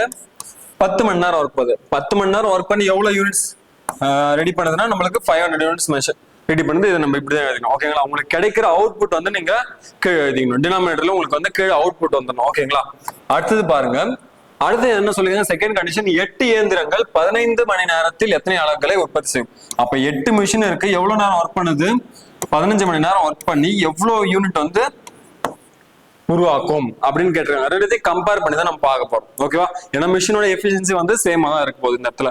சோ கம்பேர் பண்ணுற போது இந்த ஒரு ஜீரோக்கு ஒரு ஜீரோ கேன்சல். அடுத்தது 1 5 5 50 வரும். ஓகேவா? இதுக்கு மேல நம்ம என்ன பண்ண முடியும்? வேற எதுவும் இங்க அடிக்கிறதுக்கு இல்லை. சோ வந்து கிராஸ் மல்டிப்ளை பண்ணிட்டோம்னா இந்த எக்ஸ் இந்த சைடு மல்டிப்ளை பண்ணும்போது எக்ஸ்ன்னு வரும். இந்த 10 அந்த சைடு போச்சுன்னா என்ன ஆகும்? 8 × 15 × 10 வர போகுது. ஓகேவா? அப்ப 8 × 15 நம்மளுக்கு என்ன வரும்? 8 × 15 நம்மளுக்கு 120. இது ஒரு 10. அப்போ ஒரு ஜீரோ எக்ஸ்ட்ரா ஆட் ஆயிடுமா? So X. அப்போ ரெண்டாவதா இருக்கிற கண்டிஷன் படி அதான் 8 மணி நேரம் 15 ஹவர்ஸ் வந்து ஒர்க். அது 8 மிஷின் 15 மணி நேரம் ஒர்க் பண்ணுச்சுன்னா நம்மளுக்கு எவ்வளவு வந்து யூனிட் வந்து கவர் பண்ணணும் பாத்தீங்கன்னா 1200 யூனிட் வந்து நம்மளுக்கு இந்த இடத்துல ப்ரொடியூஸ் பண்ணி கொடுக்கும். ஓகேங்களா? ஒரு சில கொஸ்டின்ல உங்களுக்கு எப்படி கொடுப்பாங்கன்னு பாத்தீங்கன்னா இந்த அலகுகள்லாம் கொடுக்க மாட்டாங்க. ஓகேவா? ஒரு வேலையை முடிக்கிறதுக்கு வந்து 5 இயந்திரங்களுக்கு 10 மணி நேரம் ஆகும். ஒரு வேலையை முடிக்கிறதுக்கு 5 இயந்திரங்களுக்கு 10 மணி நேரம் ஆகுதுன்னா அதே வேலையை கம்ப்ளீட் பண்றதுக்கு அந்த 8 இயந்திரங்களுக்கு எத்தனை மணி நேரம் ஆகும்? சோ அத மாதிரி வந்து கொஸ்டின் கேட்பாங்க. உங்களுக்கு வந்து புரியுதுங்களா? சோ யூனிட் அதாவது ஒர்க் எவ்வளவுன்னு சொல்ல மாட்டாங்க. ஒர்க் வந்து சேம் தான். ஒர்க் சேம்னு பார்க்கும்போது என்ன ஆகும்? இந்த இடத்துலயும் வந்து என்ன ஆயிடும்? டினாமினேட்டர் 1 நம்ம எடுத்துக்க வேண்டாம். ஏன்னா வந்து 2 இடத்துல இருக்க ஒர்க் வந்து நம்மளுக்கு கேன்சல் ஆயிடும். சோ அந்த இடத்துல நம்மளுக்கு தேவையில்லை. சோ மேல இருக்க 2 மட்டும் கம்பேர் பண்ண வேண்டாம். சோ நான் சும்மா எக்ஸாம்பிளுக்கு சொல்றேன் பாருங்க. 5 மிஷின் வந்து 10 மணி நேரத்துல அந்த ஒர்க்கை வந்து கம்ப்ளீட் பண்ணுதுன்னா 8 மிஷின் வந்து அந்த ஒர்க்கை கம்ப்ளீட் பண்ண எவ்வளவு நேரம் ஆகும்? நம்ம அப்படிதான் எடுத்துக்கணும். இதுல வந்து ஒர்க் வந்து நம்மளுக்கு என்ன இருக்கும்? சேமா இருக்கும். சேமா இருக்க பட்சத்தில் நம்ம இப்படி எடுத்துக்க வேண்டியதுதான். ஓகே, இப்படி எடுத்து நம்ம இதை கம்பேர் பண்றோம்னா இப்ப எக்ஸ் தான் தேவை. அப்ப எக்ஸ் இஸ் ஈக்குவல் டு இந்த 8 வந்து இந்த சைடு வந்துச்சுன்னா அப்ப 5 × 10 டிவைட் பை 8 வந்துடும். இது நம்ம வந்து சுருக்கி பண்ண வேண்டியதுதான். ஓகேங்களா? சுருக்கணும். இந்த இடத்துல வந்து டெசிமல் வரும். உங்களுக்கு டெசிமல் வர மாதிரி கொடுக்க மாட்டாங்க. நல்ல ஹோல் நம்பரா வர மாதிரி தான் கொஸ்டின் வந்து கொடுப்பாங்க. ஓகேங்களா? சோ இந்த கொஸ்டின் தெரிஞ்சாலும் உங்களால அந்த கொஸ்டின் வந்து அட்டன் பண்ண முடியும். ஒரே ஒரு வித்தியாசம் என்னன்னா இந்த இடத்துல வந்து ஒர்க் எவ்வளவுன்னு கொடுத்துருக்காங்க. அந்த இடத்துல ஒர்க் வந்து சேம்னு கொடுத்துருப்பாங்க. சேம்னு கொடுத்தாங்கன்னா டைரக்டா கம்பேர் பண்ணிக்கங்க. ஒர்க் வந்து கொடுத்துருந்தாங்கன்னா நீங்க இது மாதிரி வந்து ஒர்க் வந்து கீழே டினாமினேட்டர்ல எழுதி கம்பேர் பண்ணி போடுங்க. ஓகேங்களா? சரி, அடுத்த கொஸ்டின் பார்க்கலாமா? ஓகே, இந்த கொஸ்டின் என்ன சொல்லிருக்காங்க பாருங்க. ஒரு கார் 2 மணி நேரம் மணிக்கு 60 கிலோமீட்டர் வேகத்திலும் பின்னர் 3 மணி நேரம் மணிக்கு 80 கிலோமீட்டர் வேகத்திலும் பயணிக்கிறது. முழு பயணத்திற்கான சராசரி வேகம் என்ன? ஆவரேஜ் ஸ்பீட் என்னன்னு கேட்கறாங்க. ஸோ இந்த ஆவரேஜ் ஸ்பீடை பேஸ் பண்ணி உங்களுக்கு வந்து மாடல் கொஸ்டின் பேப்பர்ல ஒரு 3-4 கொஸ்டின் வந்து கேட்டிருக்காங்க. ஓகேங்களா? ஆவரேஜ் ஸ்பீடை பேஸ் பண்ணி ஆவரேஜ் ஸ்பீட்ல வந்து நம்மளுக்கு 2 கான்செப்ட் இருக்கும். ஒன்று வந்து சேம் டிஸ்டன்ஸ், இன்னொன்று வந்து டிஸ்டன்ஸ் வந்து வேரி ஆயிருக்கும். ஸோ இந்த இடத்துல வந்து என்ன கொடுத்துருக்காங்கன்னா நம்மளுக்கு வந்து டிஸ்டன்ஸ் வந்து எவ்வளவு கொடுக்கலாம். அப்போ வந்து இந்த இடத்துல கண்டிப்பா டிஸ்டன்ஸ் வந்து வேரி ஆயிருக்கு தான் சான்ஸ் இருக்கு. 2 மணி நேரம் பயணிக்குது. எவ்வளவு போகுது? 60 கிலோமீட்டர் ஹவர்ஸ்ல 2 மணி நேரம் போகுது. 60 கிலோமீட்டர் ஹவர்ன்ட்டு 2 மணி நேரம் போச்சுன்னா அப்ப எவ்வளவு தூரம் டிராவல் ஆயிருக்கும்? 1 மணி நேரத்துக்கு 60 கிலோமீட்டர் போகுதுன்ற கான்செப்ட். 60 கிலோமீட்டர் பர் ஹவர்னா 1 மணி நேரத்துக்கு 60 கிலோமீட்டர் போகுதுன்றது கான்செப்ட். அப்ப 2 மணி நேரத்துக்கு 60 கிலோமீட்டர் வேகத்துல போச்சுன்னா அது எவ்வளவு கவர் பண்ணிருக்கோம்? 120 கிலோமீட்டர் கவர் பண்ணிருக்கோம் ஃபர்ஸ்ட் கண்டிஷன்ல. ஓகேவா? கண்டிஷன் 1ல நம்மளுக்கு 120 கிலோமீட்டர் கிராஸ் பண்ணிருக்கோம். ரெண்டாவது கண்டிஷன் என்ன சொல்லிருக்காங்க? 80 கிலோமீட்டர் பர் ஹவர்ன்ற வேகத்துல 3 மணி நேரம் டிராவல் பண்ணுது. அப்போ 1 மணி நேரத்துக்கு 80 கிலோமீட்டர் டிராவல் பண்ணிருக்கோம். அப்போ 3 மணி நேரத்துக்கு எவ்வளவு டிராவல் பண்ணிருக்கோம்? 3 × 80 நம்மளுக்கு என்ன வரும்? 3 × 8 24. அப்ப 240 கிலோமீட்டர் வந்து கிராஸ் பண்ணிருக்கோம் ரெண்டாவது கண்டிஷன்ல. ஓகேவா? இது 120 கிலோமீட்டர் கிராஸ் பண்றதுக்கு அது எடுத்துக்கிட்ட டைம் வந்து 2 hours. 240 கிலோமீட்டர் கிராஸ் பண்ண அது எடுத்துக்கிட்ட டைம்ஸ் வந்து நம்மளுக்கு இந்த இடத்துல 3 hours. ஸோ இந்த இடத்துல நம்ம ஆவரேஜ் ஸ்பீட் கண்டுபிடிக்கணும். அதுக்கான ஃபார்முலா என்னன்னு பாத்தீங்கன்னா டிஸ்டன்ஸ் நம்மளுக்கு பாத்தீங்கன்னா டிஸ்டன்ஸ் வந்து வேற வேற தானே இருக்கு. ஸோ ஆவரேஜ் ஸ்பீட் கண்டுபிடிக்கான ஃபார்முலா நம்மளுக்கு total distance divided by total hours. ஓகேவா? டோட்டல் டைம் கூட சொல்லலாம். Total time. அப்ப டோட்டல் டிஸ்டன்ஸ் நம்மளுக்கு எவ்வளவு? இந்த இடத்துல 240 பிளஸ் ஒரு 120 எவ்வளவு வரும்? 120 பிளஸ் ஒரு 240 நம்மளுக்கு 316 வருமா? So 360 divide by total time taken எவ்வளோ நம்மளுக்கு 5 5 மணி நேரம். ஏன்னா இங்க ஒரு 2 மணி நேரம் இருக்குது, அங்க ஒரு 3 மணி நேரம் இருக்கு. ஸோ இதை நம்ம அடிச்சு விட்டோம்னா 4 5 5 7 5 35 வரும். ஓகே, பேலன்ஸ் வந்து 1 வரும். இப்போ 10ல எத்தனை 5 இருக்கும்? 2 வாட்டி இருக்கும். ஸோ 72. ஸோ 72 கிலோமீட்டர் பர் ஹவர்ன்ற அந்த ஸ்பீட்ல வந்து என்னவா இருக்கும்? ஆவரேஜ் ஸ்பீடா வந்து அந்த காருக்கு இருந்திருக்கும். ஸோ 72 கிலோமீட்டர் பர் ஹவர்ன்ற அந்த ஆவரேஜ் ஸ்பீட்லயே போச்சுன்னா டோட்டலா இருக்கிற 360 கிலோமீட்டரையும் கிராஸ் பண்ணிருக்கும் 5 மணி நேரத்துல. அதுதான் கான்செப்ட். ஓகேங்களா? ஸோ இதுவே வந்து உங்களுக்கு சேம் டிஸ்டன்ஸ் எப்படி கொடுப்பாங்கன்னா, ஒரு கார் வந்து 60 கிலோமீட்டர் வேகத்துல வந்து 60 கிலோமீட்டர் வேகத்துல ஒரு 120 கிலோமீட்டர் கிராஸ் பண்ணுது. ஓகேவா? மறுபடியும் இன்னொரு 120 கிலோமீட்டர் வந்து 80 கிலோமீட்டர் வேகத்துல கிராஸ் பண்ணுனா அப்ப ஆவரேஜ் என்னவா இருக்கும் அப்படின்னு கேட்பாங்க. ஸோ அந்த டிஸ்டன்ஸ் வந்து சேமா இருக்கிற நேரத்துல இருந்தா என்ன பண்ணுவாங்கன்னா, formula 2 × x1 × x2 divided by x1 plus x2ன்னு சொல்லுவாங்க. ஓகேவா? x1ன்றது ஸ்பீட் 1, x2ன்றது ஸ்பீட் 2. இது வந்து ஆவரேஜ் ஸ்பீடுக்கான ஃபார்முலா. டிஸ்டன்ஸ் வந்து சேமா இருக்கும்போது, டிஸ்டன்ஸ் சேமா இல்லை, நம்ம டிஸ்டன்ஸ் ஃபுல்லா டோட்டல் டிஸ்டன்ஸ் எவ்வளவு கண்டுபிடிச்சு டோட்டல் டைம் கனால் நம்ம டிவைட் பண்ணா நம்மளுக்கு வந்து ஆவரேஜ் ஸ்பீட் கிடைக்கும். பட் ஆனா உங்களுக்கு டிஸ்டன்ஸ் சேமா இருக்கும்போது இந்த ஃபார்முலா வந்து நீங்க யூஸ் பண்ணிக்கலாம். x1ன்றது வந்து ஃபர்ஸ்ட் ஸ்பீடு, x2ன்றது உங்களுக்கு ரெண்டாவது ஸ்பீடா இருக்கும். சரிங்களா? சரி, அடுத்த கொஸ்டின் பார்க்கலாமா? இந்த கொஸ்டின் என்ன சொல்லிருக்காங்க பாருங்க. ஒரு பேருந்து மணிக்கு 50 கிலோமீட்டர் வேகத்தில் செல்கிறது. 4 மணி நேரத்தில் அது எவ்வளவு தூரத்தை கடக்கும்? ஓகே, இந்த மாதிரி கொஸ்டின்லாம் வந்துச்சுன்னா உங்களுக்கு வந்து டைம் ஸ்பீட் டிஸ்டன்ஸ்ல டிஸ்டன்ஸ் வந்து கேட்கறாங்க. டைம் ஸ்பீட் டிஸ்டன்ஸ் வந்துச்சுன்னா நீங்க வந்து இந்த ட்ரையாங்கிள் கொஞ்சம் ஞாபகம் வச்சுக்கணும். இந்த ட்ரையாங்கிள் வச்சு தான் உங்களுக்கு வந்து 3 ஃபார்முலா வரும். ஓகேங்களா? ஃபர்ஸ்ட் வந்து DST. DST நம்மள இந்த கொஸ்டின்ல என்ன கேட்டிருக்காங்கன்னா, அது கடக்கும் தூரத்தை காண்க. ஸோ வந்து டிஸ்டன்ஸ் எவ்வளோன்றதை கேட்டிருக்காங்க. ஸோ டிஸ்டன்ஸ்னா நம்மளுக்கு D மேல இருக்குது. அப்ப D தான் நம்ம கேட்கறாங்கன்னா, அப்ப D = S × T அர்த்தம். பக்கத்துல இருக்குன்னா S × T. இதுவே உங்களுக்கு S கேட்கறாங்கன்னா, S மட்டும் கேட்கறாங்க, அப்ப D/T. D மேல T கீழே. ஓகேவா? T கேட்கறாங்க, அப்ப T = D/S. D மேல இருக்கும், S வந்து கீழே இருக்கும். அது மாதிரி பார்த்தோம். இப்ப D வந்து நம்மளுக்கு S × Tன்றது தான் ஃபார்முலா. இந்த இடத்துல ஸ்பீட் எவ்வளோன்னு கொடுத்துருக்காங்களா? 50 கிலோமீட்டர். எவ்வளவு நேரம் போகுது? 4 மணி நேரம் டிராவல் பண்ணுது. அப்ப 4, அப்ப 50 × 4 நம்மளுக்கு என்ன வரும்? 200. ஸோ 200 கிலோமீட்டர் வந்து கிராஸ் பண்ணும் டிஸ்டன்ஸ். ஓகேவா? நீங்க கான்செப்ட் படி யோசிச்சு பாருங்களேன். 50 கிலோமீட்டர் வேகத்துல போகுது அப்படின்னா 1 மணி நேரத்துக்கு எவ்வளவு கிராஸ் பண்ணும்? 50 கிலோமீட்டர் கிராஸ் பண்ணுறது தான் அதோடைய அர்த்தம். 50 கிலோமீட்டர் பர் ஹவர்னா 1 மணி நேரத்துக்கு 50 கிலோமீட்டர் கிராஸ் பண்ணுதுன்னு அர்த்தம். அப்ப 4 மணி நேரத்துல எவ்வளவு கிராஸ் பண்ணிருக்கும்? 4 × 50 நம்மளுக்கு எவ்வளவு வரும்? 200 தானே இருக்கும். அப்ப 200 கிலோமீட்டர் வந்து கிராஸ் பண்ணிருக்கும் 4 மணி நேரத்துல. ஓகேங்களா? சரி, இதே மாதிரிதான் உங்களுக்கு வந்து ஸ்பீடு, சப்போஸ் டிஸ்டன்ஸும் கொடுத்துட்டு டைமும் கொடுத்துட்டு ஸ்பீடு என்னன்னு கேட்பாங்க. இல்லைன்னா டிஸ்டன்ஸ் கொடுத்துட்டு ஸ்பீடு டிஸ்டன்ஸ் டைம் கொடுத்துட்டு ஸ்பீடு என்னன்றதை கேட்பாங்க. ஓகேங்களா? எப்படி கேட்டாலும் இந்த ட்ரையாங்கிள் நீங்க ஞாபகம் வச்சுக்கினா ஈஸியாக போட்டுக்கலாம். இந்த இடத்துல வந்து நம்மளுக்கு ஹோல் நம்பர் 50ன்றதுனால ஈஸியா போட்டுக்கலாம். இது வந்து நம்மளுக்கு வந்து இங்க இடத்துல 36ன்னு கொடுத்துருந்தாங்கன்னா கொஞ்சம் போடுறது கஷ்டமா இருக்கலாம். ஸோ அந்த நேரத்தில் நீங்க இந்த ஃபார்முலா யூஸ் பண்ணீங்கன்னா உங்களுக்கு வந்து கொஞ்சம் ஈஸியா இருக்கும். சரிங்களா? சரி, அடுத்த கொஸ்டின் பார்க்கலாமா? அடுத்த கொஸ்டின் பாருங்க. 100 மீட்டர் நீளமுள்ள ஒரு தொடர் வண்டி ஒரு கம்பத்தை 20 வினாடிகளில் கடக்கிறது. அதன் வேகம் என்ன? ஸோ இந்த மாதிரி ட்ரெயின் கான்செப்ட் வந்துச்சுனால இந்த இடத்துல டிஸ்டன்ஸா நீங்க எதை பார்க்கணும்னா, ட்ரெயினுடைய லென்த் தான் வந்து நீங்க டிஸ்டன்ஸா பார்க்கணும். ட்ரெயினோட லென்த் தான் என்ன பண்ணணும்? டிஸ்டன்ஸா பார்க்கணும் இந்த மாதிரி கொஸ்டின்ல. ஓகேங்களா? ட்ரெயினோட டிஸ்டன்ஸ் நம்மளுக்கு லென்த். ஓகே, ஸோ இந்த ஃபார்முலாவே நீங்க அப்படியே ஞாபகம் வச்சுங்க.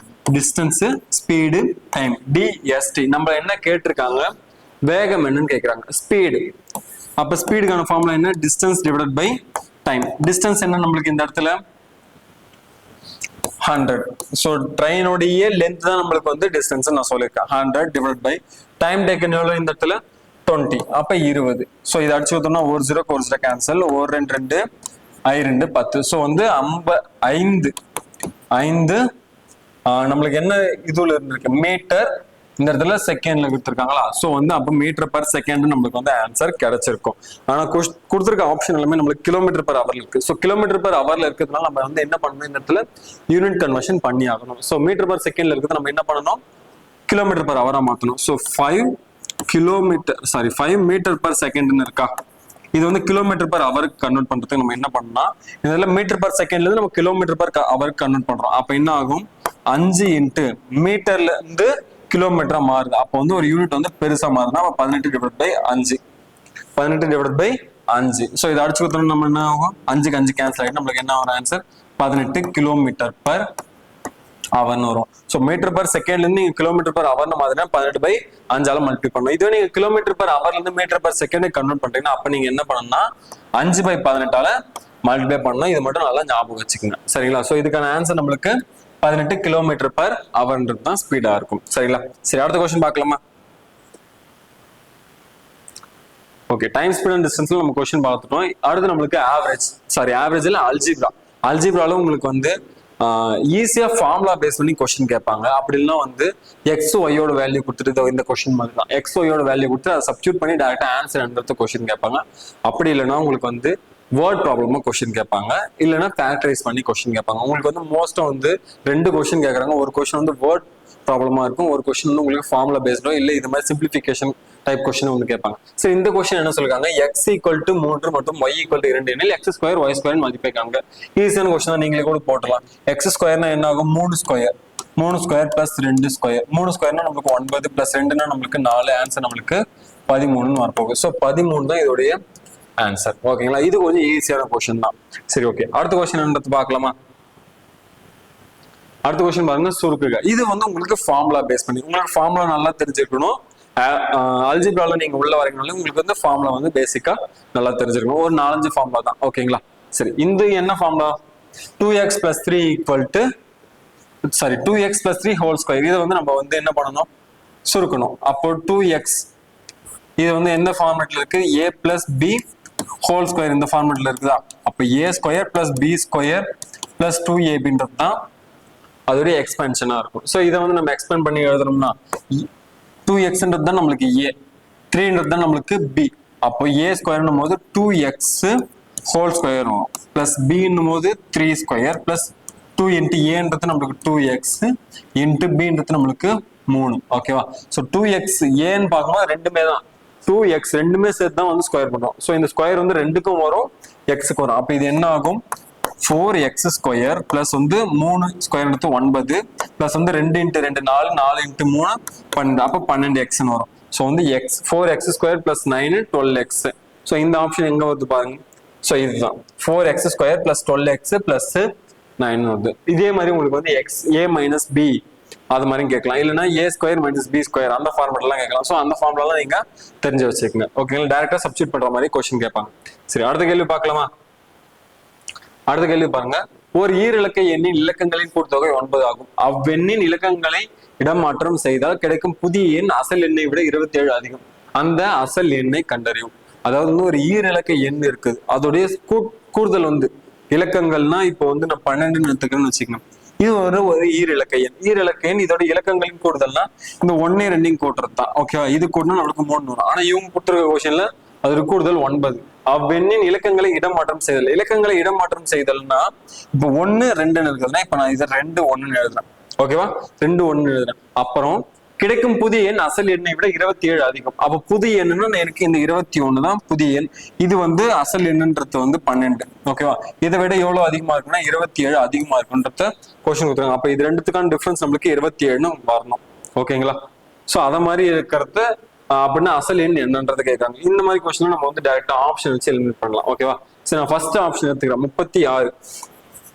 36 கூட்டினா நம்மளுக்கு 9 கிடைக்குமா. 3 6 கூட்டினா நம்மளுக்கு 9 கிடைக்குமா. ஸோ 9 கிடைக்குது. ஸோ ஃபர்ஸ்ட் கண்டிஷன் நம்மளுக்கு சாட்டிஸ்ஃபை ஆகுது. அடுத்தது என்ன கண்டிஷன், அவ்வெண்களின் இடமாற்றம் செய்யறோம். இடமாற்றம்னா அப்போ 63 வருமா. 36ன்றது நம்மளுக்கு 63 வரும். இந்த புது நம்பரை அசல் நம்பர்ல இருந்து கழிச்சோம்னா நம்மளுக்கு எவ்வளவு கிடைக்கணும் 27 கிடைக்கணும். ஸோ 36 இதுல இருந்து கழிச்சோம்னா 36. அப்ப 63 - 36. ஸோ 13 13ல 6% நம்மளுக்கு என்ன கிடைக்கும் 7. இது வந்து 5 இருக்கும். அப்ப 5ல 3% நம்மளுக்கு 2. அப்ப 27 கிடைக்குது. ஸோ 27 நம்மளுக்கு டிஃபரன்ஸ் கிடைச்சா புதிய எண் அசல் எண்ணில இருந்து கிடைக்கும் நம்மளுக்கு 27 டிஃபரன்ஸ் கிடைக்குது. அப்ப இதுதான் வந்து அந்த நம்பரா இருக்கும். ஸோ 36 தான் நம்மளுக்கு ஆன்சர் ஆயிருக்கும். ஸோ நீங்க மற்ற நம்பரையும் கம்பேர் பண்ணி பாருங்களா. மற்ற நம்பர் கம்பேர் பண்ணி பார்க்கும்போது 4 5 கூட்டினா நம்மளுக்கு என்ன வருது 9 தான் வரும். அடுத்து 5 4 அதே தான் ரிவர்ஸ்ல 9 வருது. 6 3 நம்மளுக்கு 9. ஸோ இந்த இடத்துல 63 பார்க்கும்போது நம்மளுக்கு அதே மாதிரி தான் இருக்கு. 36 63 அதே மாதிரி தான் இருக்குது. ஸோ 63 கூட்டும் போது இப்போ 36 வருமா இடமாற்றம் பண்ணும்போது. ஸோ 36ல இருந்து நம்ம வந்து 63 கழிச்சோம்னா நம்மளுக்கு என்ன வரும், கண்டிப்பா இந்த இடத்துல மைனஸ்ல வரும் ஆன்சர் என்ன வரும் நம்மளுக்கு ஆன்சர்? நம்மளுக்கு இந்த இடத்துல -27 வரும். நம்மளுக்கு வந்து அதிகமா இருக்கணுமே தவிர கம்மியா இருக்கக்கூடாது, அதிகமா தான் இருக்கணும். ஸோ அதிகமா இருக்கணும்னா நம்மளுக்கு என்ன ஆகும்? அப்ப இந்த நம்பர் தான் நம்மளுக்கு அதிகமா இருக்கும். புதிய நம்பர்ல இருந்து நம்மளுக்கு அசல் நம்பர் கழிக்கும் போது நம்மளுக்கு வந்து அதிகமா வரணும் ஆன்சர். ஓகேங்களா? சரி, அடுத்த கொஸ்டின் பார்க்கலாமா?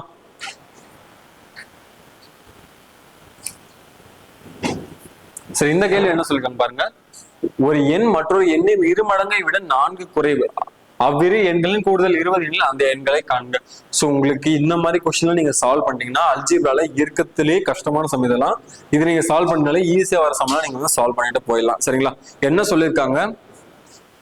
ஒரு எண் மற்றொரு எண்ணின் 2 மடங்கை விட 4 குறைவு. 2 நம்பர் இருக்குது, எக்ஸ் ஒய்ன்னு இருக்குன்னு வச்சுக்க. இதுல ஒரு நம்பர் இன்னொரு நம்பரை விட 2 மடங்கோட 4 குறைவு. இப்ப நான் எக்ஸ்ன்றது நான் நம்பரை எடுத்துக்கன்னு வச்சுக்க, இதோட 4 மடங்கு, சரி இதோட 2 மடங்குனா அப்ப என்ன ஆகும்? 2x. 2x விட 4 கம்மியா இருந்துச்சுன்னா அதுதான் வந்து ஒய்ன்னு சொல்லியிருக்காங்க. ஓகேவா? சோ இந்த கண்டிஷனை சாட்டிஸ்ஃபை பண்ணணும். அதே மாதிரி அடுத்தது என்ன இருக்கும்? அந்த 2 நம்பரோட கூடுதல் வந்து 20 இருக்கணும், அந்த 2 நம்பர். அப்போ எக்ஸையும் ஒய்யும் கூட்டினா எனக்கு என்ன வரணும்? ஆன்சர் 20ன்னு வரணும். இதுதான் வந்து கண்டிஷன். ஸோ இந்த 2 ஈக்குவேஷன் உங்களால ஃபார்ம் பண்ண முடிஞ்சிச்சுன்னு வச்சுக்கோங்க. இதை நீங்க ஆப்ஷன் வச்சு நெக்லெக்ட் பண்ணலாம். ஓகே, ஆப்ஷன் வச்சு பாருங்க. 2x -4. அப்போ ஃபர்ஸ்ட் நம்பர் நம்ம 2ஆல் மல்டிப்ளை பண்ணணும். அது வந்து ரெண்டாவது இருக்கிற நம்பரை விட 4 வந்து என்னவா இருக்கணும்? கம்மியா இருக்கணும். இப்போ 6ன்னு பார்த்தோம்னா 6 × 2 நம்மளுக்கு என்ன வரும்? 12. 12 14 விட 4 அதிகமா இருக்கா? இல்ல. அப்போ இந்த ஆப்ஷன் வராது. ஓகேவா? அடுத்த நம்பர் பாருங்க, 8 12. இப்ப 8 × 2 நம்மளுக்கு என்ன வரும்? 16. 16 12 விட 16 வந்து அதிகமா இருக்குதா? எத்தனை அதிகமா இருக்கு? 4 அதிகமா இருக்கு. சோ வந்து 4 அதிகமா இருக்கிறதுனால அப்ப இதுதான் வந்து நம்மளுக்கு என்னவா இருக்கும்? அதோடைய ஆன்சரா இருக்கும். இதோட கூடுதல் நம்மளுக்கு ரெண்டாவது கண்டிஷன் 20ன்னு கிடைக்கணும். சோ 8யும் 12 கூட்டினா நம்மளுக்கு 20 கிடைக்குதா? 20 கிடைக்குது. அப்ப அதுதான் வந்து ஆன்சர் ஆயிருக்கும். அடுத்த கண்டிஷன் நீங்க செக் பண்ணி பாருங்க. 7. 7னா 7 × 2 நம்மளுக்கு 14 கிடைக்கும். 14க்கும் 13க்கும் டிஃபரன்ஸ் நம்மளுக்கு என்னது? 1ன்னு தான் வரும். சோ 1ன்னு வருதுன்னா அப்ப இது வரவே வராது. அடுத்தது 9. 9 × 2 நம்மளுக்கு 18. 18ல 11 போச்சுன்னா நம்மளுக்கு என்ன கிடைக்கும்? 7ன்னு கிடைக்கும். அப்ப இதுவும் வந்து வராது. நம்மளுக்கு டிஃபரன்ஸ் வந்து 4ன்னு கிடைக்கும். டிஃபரன்ஸ் 4ன்னு கிடைச்சுதா? கிடைக்கிறது ஒரே ஒரு ஆப்ஷன். அப்போ ஆப்ஷன் பி தான் நம்மளுக்கு இது கூட ஆன்சர் ஆகிருக்கும். சரிங்களா? சோ இந்த கொஸ்டின் நீங்க போட்டுட்டீங்கனாலே இதை பேஸ் பண்ணி வேற எதனா கொஸ்டின் போட்டா நீங்க ஈஸியாவே போட்டுடலாம். சரிங்களா? இன்னொரு கொஸ்டின் உங்களுக்கு எப்படி கேட்பாங்கன்னா, ஒரு எண்ணின் 2 மடங்குடன் 4ஐ கூட்டினால் ஒரு நம்பர் கிடைக்குது அப்படின்னா அந்த எண் என்னவா இருக்கும் அப்படின்னு கேட்பாங்க. ஒரு நம்பரோடைய 2 மடங்குடன் 4ஐ கூட்டினால் 20 கிடைக்கிறதுன்னு ஒரு எக்ஸாம்பிளுக்கு சொல்றேன். ஒரு எண்ணின் 2 மடங்கு, அந்த நம்பர் நான் எக்ஸ் வச்சுன்னா அதோட 2 மடங்கோட நான் 4 கூட்டினா எனக்கு எவ்வளவு கிடைக்குது? 20 கிடைக்குதுன்னா அப்ப அந்த நம்பர் என்னன்னு கேட்கறாங்க. அந்த நம்பர் வந்து நம்மளுக்கு எக்ஸ் தான். ஸோ எக்ஸோட மதிப்பு என்னவா இருக்கும்? ஸோ 2x = இந்த 4 அந்த சைடு போச்சுன்னா என்ன ஆகும்? மைனஸ் ஆயிட்டு 16 கிடைக்கும். அப்ப x = 8ன்னு கிடைக்கும். ஸோ இதை மாதிரி கொஸ்டின் வந்து உங்களுக்கு கேட்பாங்க. ஓகேவா? ஸோ இதை மாதிரி கொஸ்டின் கேட்பாங்க. அப்படின்னா 2 நம்பர்களோட வித்தியாசம் இவ்வளவா இருக்குது அப்படின்னா ஒரு நம்பர் இதுனா இன்னொரு நம்பர் என்ன? அது மாதிரி ஈஸியா கூட கொஸ்டின் கேட்பாங்க. வேர்ட் ப்ராப்ளம் பேஸ் பண்ணி உங்களுக்கு ஃபர்ஸ்ட் அந்த ஈக்குவேஷன் நீங்க ஃபார்ம் பண்ணிட்டீங்கன்னா ஆப்ஷன்ஸ் நீங்க ஈஸியா நெக்லெக்ட் பண்ணிட்டு வந்துடலாம். சரிங்களா? சரி, அடுத்த கொஸ்டின் பார்க்கலாமா? இந்த கொஸ்டின் என்ன சொல்லிருக்காங்க பாருங்க. ஜாமெட்ரியை பேஸ் பண்ணி உங்களுக்கு வந்து இப்போ மாடல் கொஸ்டின் பேப்பர்ல எல்லாமே 2 கொஸ்டின் அப்படின்னா ஒரு கொஸ்டின் கேட்டு வராங்க.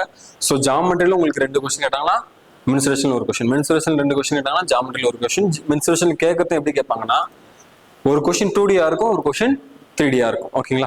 3Dல வந்து உங்களுக்கு வந்து மோஸ்ட் எப்படி கேட்பாங்கன்னு பாத்தீங்கன்னா கியூப், கியூபாய்டு, இது 2 பேஸ் பண்ணி தான் கேட்பாங்க. எக்ஸப்ஷன்ல வந்து உங்களுக்கு ஸ்பியர் வந்து கேட்பாங்க, அப்படி இல்லை வந்து உருளை சிலிண்டர் வந்து கேட்பாங்க. ஓகேங்களா? சரி, இந்த கொஸ்டின் என்ன சொல்லிருக்காங்க பாருங்க. ஒரு ஐங்கோணத்தின் உட்கோணங்களின் கூடுதல் என்ன? ஒரு ஐங்கோணத்தின் உட்கோணங்களின் கூடுதல் என்ன? சம் அப்படின்னு கேட்கறாங்க. இன்டீரியர் ஆங்கிள்ஸ் உடைய சம் என்னன்னு கேட்கறாங்க. இன்டீரியர் ஆங்கிள்ஸ் உடைய சம் என்னன்னு கேட்கறாங்க. ஓகேங்களா? இன்டீரியர் ஆங்கிள்ஸோட சம் கண்டுபிடிக்கான ஃபார்முலா நம்மளுக்கு என்னன்னு பாத்தீங்கன்னா n × n-2 × 180. ஓகேவா? n இல்லை, n-2 × 180 தான் வந்து ஃபார்முலா. n-2 என்னன்றது நம்மளுக்கு என்னது? ஐங்கோணம்னு சொல்றாங்க. அப்ப 5 பக்கம் இருக்குது. 5 - 2 × 180. ஓகேவா? 5 - 2 × 180. 5 - 2 நம்மளுக்கு என்ன வரும்? 3. 3 × 180. 3 × 180 நம்மளுக்கு எவ்வளவு வரும்? 18 நம்மளுக்கு என்னது? 54. ஸோ வந்து 540 டிகிரின்றது தான் நம்மளுக்கு வந்து ஃபுல் சம்மேஷனா இருக்கும். இதுவே அருங்கோணம்னு கேட்டாங்கன்னா 6ன்னு வரும். 6 - 2 நம்மளுக்கு என்ன வரும்? 4. 4 × 180, 4 × 18 நம்மளுக்கு என்ன வரும்? 72. அப்போ அதுக்கு வந்து 720 இருக்கும். ஓகேங்களா? ஸோ இந்த ஃபார்முலா தான் நம்மளுக்கு முக்கியம். n minus 2 into 180ன்றது சம்.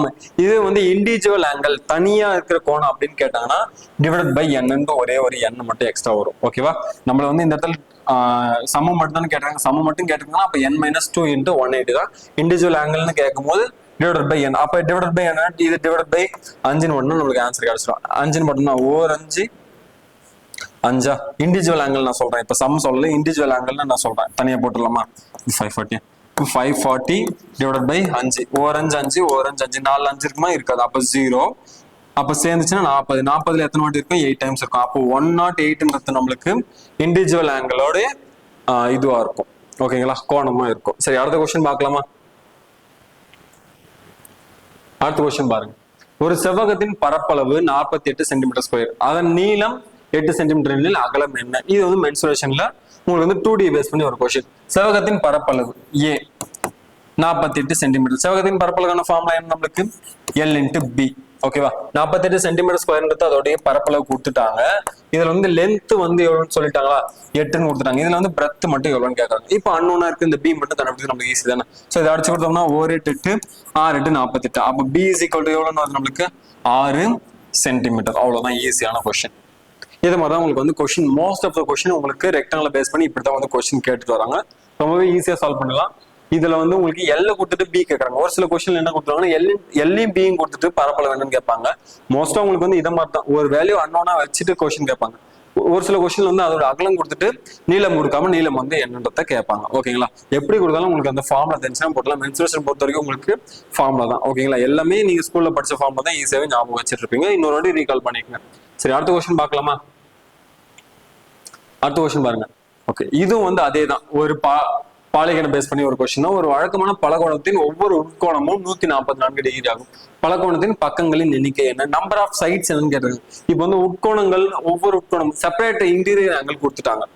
செப்பரேட் இன்டீரியர் ஆங்கிள் கொடுத்து நம்மள என்ன கேட்கறாங்கன்னா மொத்தம் எத்தனை பக்கம் இருக்குன்னு கேட்கறாங்க. நம்மளுக்கு வந்து சம்முக்கு தெரியும், அதே மாதிரி செப்பரேட் இன்டீரியர் ஆங்கிளுக்கான ஃபார்முலா தெரியும். n-2 into 180 degree divided by n. இதுதான் வந்து நம்மளுக்கு எவ்வளவு இந்த இடத்துல 144 டிகிரி. ஓகேவா? நம்ம இதை வச்சு போட்டோம்னா நம்மளுக்கு வந்து பெரிய ஈக்குவேஷன் மாதிரி போகும். இந்த மாதிரி கொஸ்டின் நான் என்ன பண்ணுவேன்னு பாத்தீங்கன்னா, உட்கோணம், தனிப்பட்ட உட்கோணம் 144 டிகிரியா, நான் தனிப்பட்ட வெளிக்கோணம் கண்டுபிடிச்சிருவேன். தனிப்பட்ட வெளிக்கோணம் எப்படின்னு பாத்தீங்கன்னா 180 டிகிரியில அந்த தனிப்பட்ட ஒரு உட்கோணத்துக்கு மைனஸ் பண்ணா தனிப்பட்ட வெளிக்கோணம் ஆயிடும். சோ இதுல இருந்து 144 மைனஸ் பண்ணா என்ன கிடைக்கும் நம்மளுக்கு?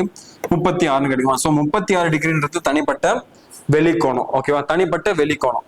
ஒரு பலபடி கோணத்துக்கு மொத்த வெளிக்கோணங்களின் எவ்வளவு இருக்குன்னா 360 டிகிரி. 360 டிகிரில ஒரு வெளிக்கோணம் எனக்கு 36. அப்போ 36 டிகிரியில நான் டிவைட் பண்ணா எவ்வளவு கிடைக்கும் எனக்கு? இந்த இடத்துல 10ன்னு கிடைக்கும். அப்ப டோட்டலா எத்தனை பக்கம் இருக்குன்னு பாத்தீங்கன்னா நம்மளுக்கு இந்த இடத்துல 10 பக்கம் இருக்கும். சோ தனிப்பட்ட உட்கோணம் இது மாதிரி கொடுத்துட்டாங்கன்னா நீங்க இது மாதிரி வந்து ஈஸியா சால்வ் பண்ணிட்டு போயிடலாம். இந்த ஃபார்முலாக்கு நீங்க போக தேவையில்லை. ஓகேவா? இந்த ஃபார்முலா வந்து உங்களுக்கு தனிப்பட்ட இன்டீரியர் ஆங்கிள் எவ்வளவு கொடுத்துருக்காங்க பக்கம் கொடுத்துட்டு கேட்டாங்கன்னா மட்டும் இந்த ஃபார்முலா யூஸ் பண்ணுங்க. மற்ற நேரத்துல நீங்க இந்த மாதிரி கொஸ்டின் பார்த்துட்டு வந்துருங்க. சரிங்களா? சரி, அடுத்த கொஸ்டின் பார்க்கலாமா? அடுத்த கொஸ்டின் என்ன சொல்லுங்க பாருங்க. ஒரு முக்கோணத்தின் உயரம் 8 மீட்டர் மற்றும் ஒரு முக்கோணத்தின் அடிப்பகுதி 6 மீட்டர். முக்கோணத்தின் கர்ணத்தை கண்டறியும். கர்ணம் ஹைபார்டனஸ் அப்படின்னு கேட்டாங்களே நீங்க எங்க போயிடலாம்? டைரக்டா பித்தாகரஸ் தேற்றத்துக்கு போயிடலாமா? சோ பித்தாகரஸ் தேற்றம்னா இப்படி ஒரு ட்ரையாங்கிள் இருக்குன்னு வச்சுக்கோங்க. இது A B Cன்னு கொடுத்துருக்காங்கன்னு வச்சுக்கோங்க. இதுல இதுதான் ஹைபார்டனஸ், இதுதான் வந்து நம்மளுக்கு என்னது? கர்ணம்னு சொல்லுவாங்க. சோ இந்த கர்ண பக்கம் தான் நம்மளுக்கு கேட்கறாங்க. இதுல வந்து ரெண்டுமே கொடுத்துட்டாங்க. இதுல வந்து உயரம்னு கொடுத்துருக்காங்கன்னா உயரம்னா இதுதான் 8 மீட்டர். அடுத்து வந்து அடிப்பகுதி 6 மீட்டர். இது வந்து 6 மீட்டர்னு கொடுத்துட்டாங்க. சோ கர்ண பக்கத்தை கேட்கறாங்க. இந்த மாதிரி கொஸ்டின் பித்தாகரஸ் தேற்றம்னா என்ன? அதோடைய அட்ஜசன்ட் சைடு ஆப்போசிட் சைடோடைய வர்க்கங்களின் கூடுதல் வந்து அதோடைய கர்ணத்தின், அதாவது ஹைபார்டனஸோடைய வர்க்கத்திற்கு சமம், அதாவது அதோடைய ஸ்கொயருக்கு சமம்னு சொல்லும். அப்ப இந்த இடத்துல AC square plus AB square equal to BC ஸ்கொயரா? சோ AC ஸ்கொயர் நம்மளுக்கு தெரியுமா? AC ஸ்கொயர், AC 8 ஸ்கொயர் பண்ணா நம்மளுக்கு என்ன கிடைக்கும்? 64 பிளஸ் AB 6 ஸ்கொயர் பண்ணா 36 ஈக்குவல் டு நம்மளுக்கு BC ஸ்கொயரா? சோ 64 பிளஸ் 36 நம்மளுக்கு எவ்வளவு கிடைக்கும்? 100 ஈக்குவல் டு BC ஸ்கொயர். நம்மளுக்கு தேவை BC தான். அப்போ BC ஈக்குவல் டு இந்த ஸ்கொயர் வந்து இந்த சைடு வருமா? ஸ்கொயர் ரூட் ஆயிடுமா? அப்போ ஸ்கொயர் ரூட் ஆஃப் 100க்கு ரூட் எடுத்தா நம்மளுக்கு எவ்வளவு கிடைக்கும்? 10. அப்ப 10 மீட்டர் தான் நம்மளுக்கு என்னவா இருக்கும் இந்த இடத்துல? ஆன்சர். ஓகேங்களா? கர்ண பக்கம் 10 மீட்டர் தான். பித்தாகரஸ் தேற்றம் உங்களுக்கு நல்லாவே தெரிஞ்சிருக்கும். சரி, அடுத்த கொஸ்டின் பார்க்கலாமா? அடுத்த கொஸ்டின் என்ன சொல்லிருக்காங்க பாருங்க. 2 கோணங்கள் ஒரு நேரியல் இணையை அமைத்து அவற்றில் ஒரு கோணம் மற்றொன்றை போல இரு மடங்காக இருந்தால் அக்கோணத்தை காண்க. லீனியர் பேர். ஓகேவா? லீனியர் பேர்னு கொடுத்துருக்காங்க. One angle twice the other. One angle twice the other. Linear பேர்னா ஒண்ணு இல்ல, இப்படி ஒரு ஸ்ட்ரெயிட் லைன் இருக்குதுன்னா இதுல வந்து ஒரு லைன் வந்து இன்டர்செக்ட் ஆகும். ஓகேவா? இப்படி இன்டர்செக்ட் ஆகும்போது இங்க ஒரு ஆங்கிள் கிரியேட் பண்ணுமா, இதுதான் வந்து லீனியர் பேர்னு சொல்லுவாங்க. இது ரெண்டு ஆங்கிள்ஸ் தான் லீனியர் பேர்னு சொல்லுவாங்க. One angle is twice the other angle. அப்போ இது வந்து 2x இருந்துச்சுன்னா இது வந்து x இருக்கும். One angle is twice the other angle அப்படின்றத சொல்லியிருக்காங்க. அப்படின்னா அந்த கோணங்களை காண்க அப்படின்னு கேட்டிருக்காங்க. அப்போ டோட்டலா இது வந்து ஒரு ஸ்ட்ரைட் லைன் தான். அப்போ டோட்டலா இது எவ்வளவு இருக்கும்? டோட்டலா வந்து 180 டிகிரி இருக்கும். ஒரு ஸ்ட்ரைட் லைன்னா டோட்டலா 180 டிகிரி இருக்கும். அப்போ 2x plus 3x இது ரெண்டுத்தையும் கூட்டா எனக்கு வந்து 180 வரணும். அப்போ 3x is equal to 180 degree. அப்போ x equal to எனக்கு என்னன்னு வரும்? 60 டிகிரின்னு வரும். ஸோ 60 டிகிரி அவங்க என்ன கேட்டிருக்காங்க? கோணங்களை காண்க. அப்போ வந்து ஒன்னு 60 டிகிரி, இன்னொன்னு வந்து என்ன இருக்கும்? ட்வைஸ் இருக்கும். x 60 டிகிரினா அப்போ 2x equal to எனக்கு என்னவா இருக்கும்? 120 டிகிரின்னு இருக்கும். அப்போ 60 டிகிரி 120 டிகிரி தான் இதோடைய ஆன்சர். அவ்வளவுதான் முடிச்சு. ஓகேங்களா? சரி, அடுத்த கொஸ்டின் பார்க்கலாம். இது ஒரு சில கொஸ்டின்ல உங்களுக்கு வந்து இமேஜ் கொடுத்துருவாங்க. அவங்களே இமேஜ் கொடுத்துட்டு கூட உங்களை கண்டுபிடிக்க சொல்லுங்க. ஆனா ஒரு சில கொஸ்டின்ல இது மாதிரி தான் கொடுப்பாங்க ஸ்டேட்மெண்டா. நீங்க தான் வந்து இமேஜ் வந்து ஃபார்ம் பண்ணணும். ஓகேங்களா? அடுத்த கொஸ்டின் பார்க்கலாமா? அடுத்த கொஸ்டின் பாருங்க. ஒரு வட்டத்தின் ஆரம் 7 சென்டிமீட்டர், அதன் பரப்பளவை காண்க. இந்த கொஸ்டின் வந்து ஈஸியா சொல்லலாம். அப்படியே 154 சென்டிமீட்டர் ஸ்கொயர். எப்படின்னா ஃபார்முலா நம்மளுக்கு என்னன்னா பரப்பளவுக்கான formula area equal to pi into r square. பையோட வேல்யூ 22/7 அவங்களே கொடுத்தாங்க. 22/7 இன்ட்டு 7 இன்ட்டு 7. ஏன்னா ஆர் ஸ்கொயர், ஆர்னா நம்மளுக்கு 7, ரேடியஸ் தான் நம்மளுக்கு ஆர். ஸோ ஆர்னா 7 இன்ட்டு 7, ஒரு 7க்கு ஒரு கேன்சல். அப்புறம் 7 இன்ட்டு 22 நம்மளுக்கு என்னவா இருக்கும்? 154 தான் வரப்போகுது. ஸோ ஆன்சர் நம்மளுக்கு ஆப்ஷன் பி 154 சென்டிமீட்டர் ஸ்கொயர். இதே வந்து உங்களுக்கு ஒரு சில கொஸ்டின்ல விட்டம் கொடுத்துருவாங்க. டயாமீட்டர் உங்களுக்கு வந்து 14 சென்டிமீட்டரா இருந்துச்சுன்னா பரப்பளவு என்னன்னு கேட்பாங்க. பரப்பளவுக்கான ஃபார்முலா வந்து இப்போ நீங்க இந்த டயமீட்டர்ல இருந்து நம்ம ரேடியஸ் கண்டுபிடிச்சல, டயமீட்டர்ல பார்த்தா நம்மளுக்கு ரேடியஸ். அப்ப ரேடியஸ்னா நம்மளுக்கு என்னது? d/2. அப்ப d/2னா 14/2 நம்மளுக்கு 700. அப்ப 7 வச்சு நீங்க அந்த சால்வ் பண்ணணும். ரேடியஸ் நீங்க கண்டுபிடிக்கணும். சரிங்களா? சரி, இதுவே வந்து சுற்றளவுன்னு கேட்டாங்கன்னா சுற்றளவுக்கான ஃபார்முலா பெரிமீட்டர் சர்க்கம்ஃபரன்ஸ் கேட்டாங்கன்னா அதுக்கான ஃபார்முலா உங்களுக்கு தெரியுமா? 2πr. 2πr இந்த ஃபார்முலா பேஸ் பண்ணி நீங்க வந்து சர்க்கம்ஃபரன்ஸ் கண்டுபிடிங்க. பரப்பளவு கேட்டிருக்காங்களா இல்ல சுற்றளவு கேட்டிருக்காங்களா அதை வந்து நீங்க பாத்துங்க. ஓகேங்களா? ஒரு சில கொஸ்டின்ல பரப்பளவு கொடுத்துட்டு ரேடியஸ் என்னன்னு கேட்பாங்க. அப்படி இல்லை ஒரு சில கொஸ்டின்ல சுற்றளவு கொடுத்துட்டு அதோடைய ரேடியஸ் என்னன்றத கேட்பாங்க. அந்த நேரத்தில் நீங்க கொடுத்துருக்க வேல்யூஸ் மட்டும் சப்ஸ்டிட் பண்ணி அன்னோன் வேல்யூ நீங்க கண்டுபிடிக்கணும். ஓகேவா? சரி, அடுத்த கேள்வி பார்க்கலாமா? அடுத்த கேள்வி பாருங்க. ஒரு கனசதுரத்தின் பக்கம் 5 சென்டிமீட்டர், அதன் கன அளவை காண்க. ஒரு கனசதுரத்தின் பக்கம் 5 சென்டிமீட்டர். அப்போ கனசதுரம், சதுரம்னாலே என்னது? எல்லா பக்கமும் சேமா இருக்கும். கனசதுரம்னா ஒரு 3D சொல்றாங்க. 3D ஆப்ஜெக்ட் சொல்லும் போது அப்போ நம்மள வால்யூம் கண்டுபிடிக்க சொல்லுவாங்க. வால்யூம்கான formula V is equal to a3. ஏன்றது தான் வந்து நம்மளுக்கு இந்த இடத்துல 5 சென்டிமீட்டர்.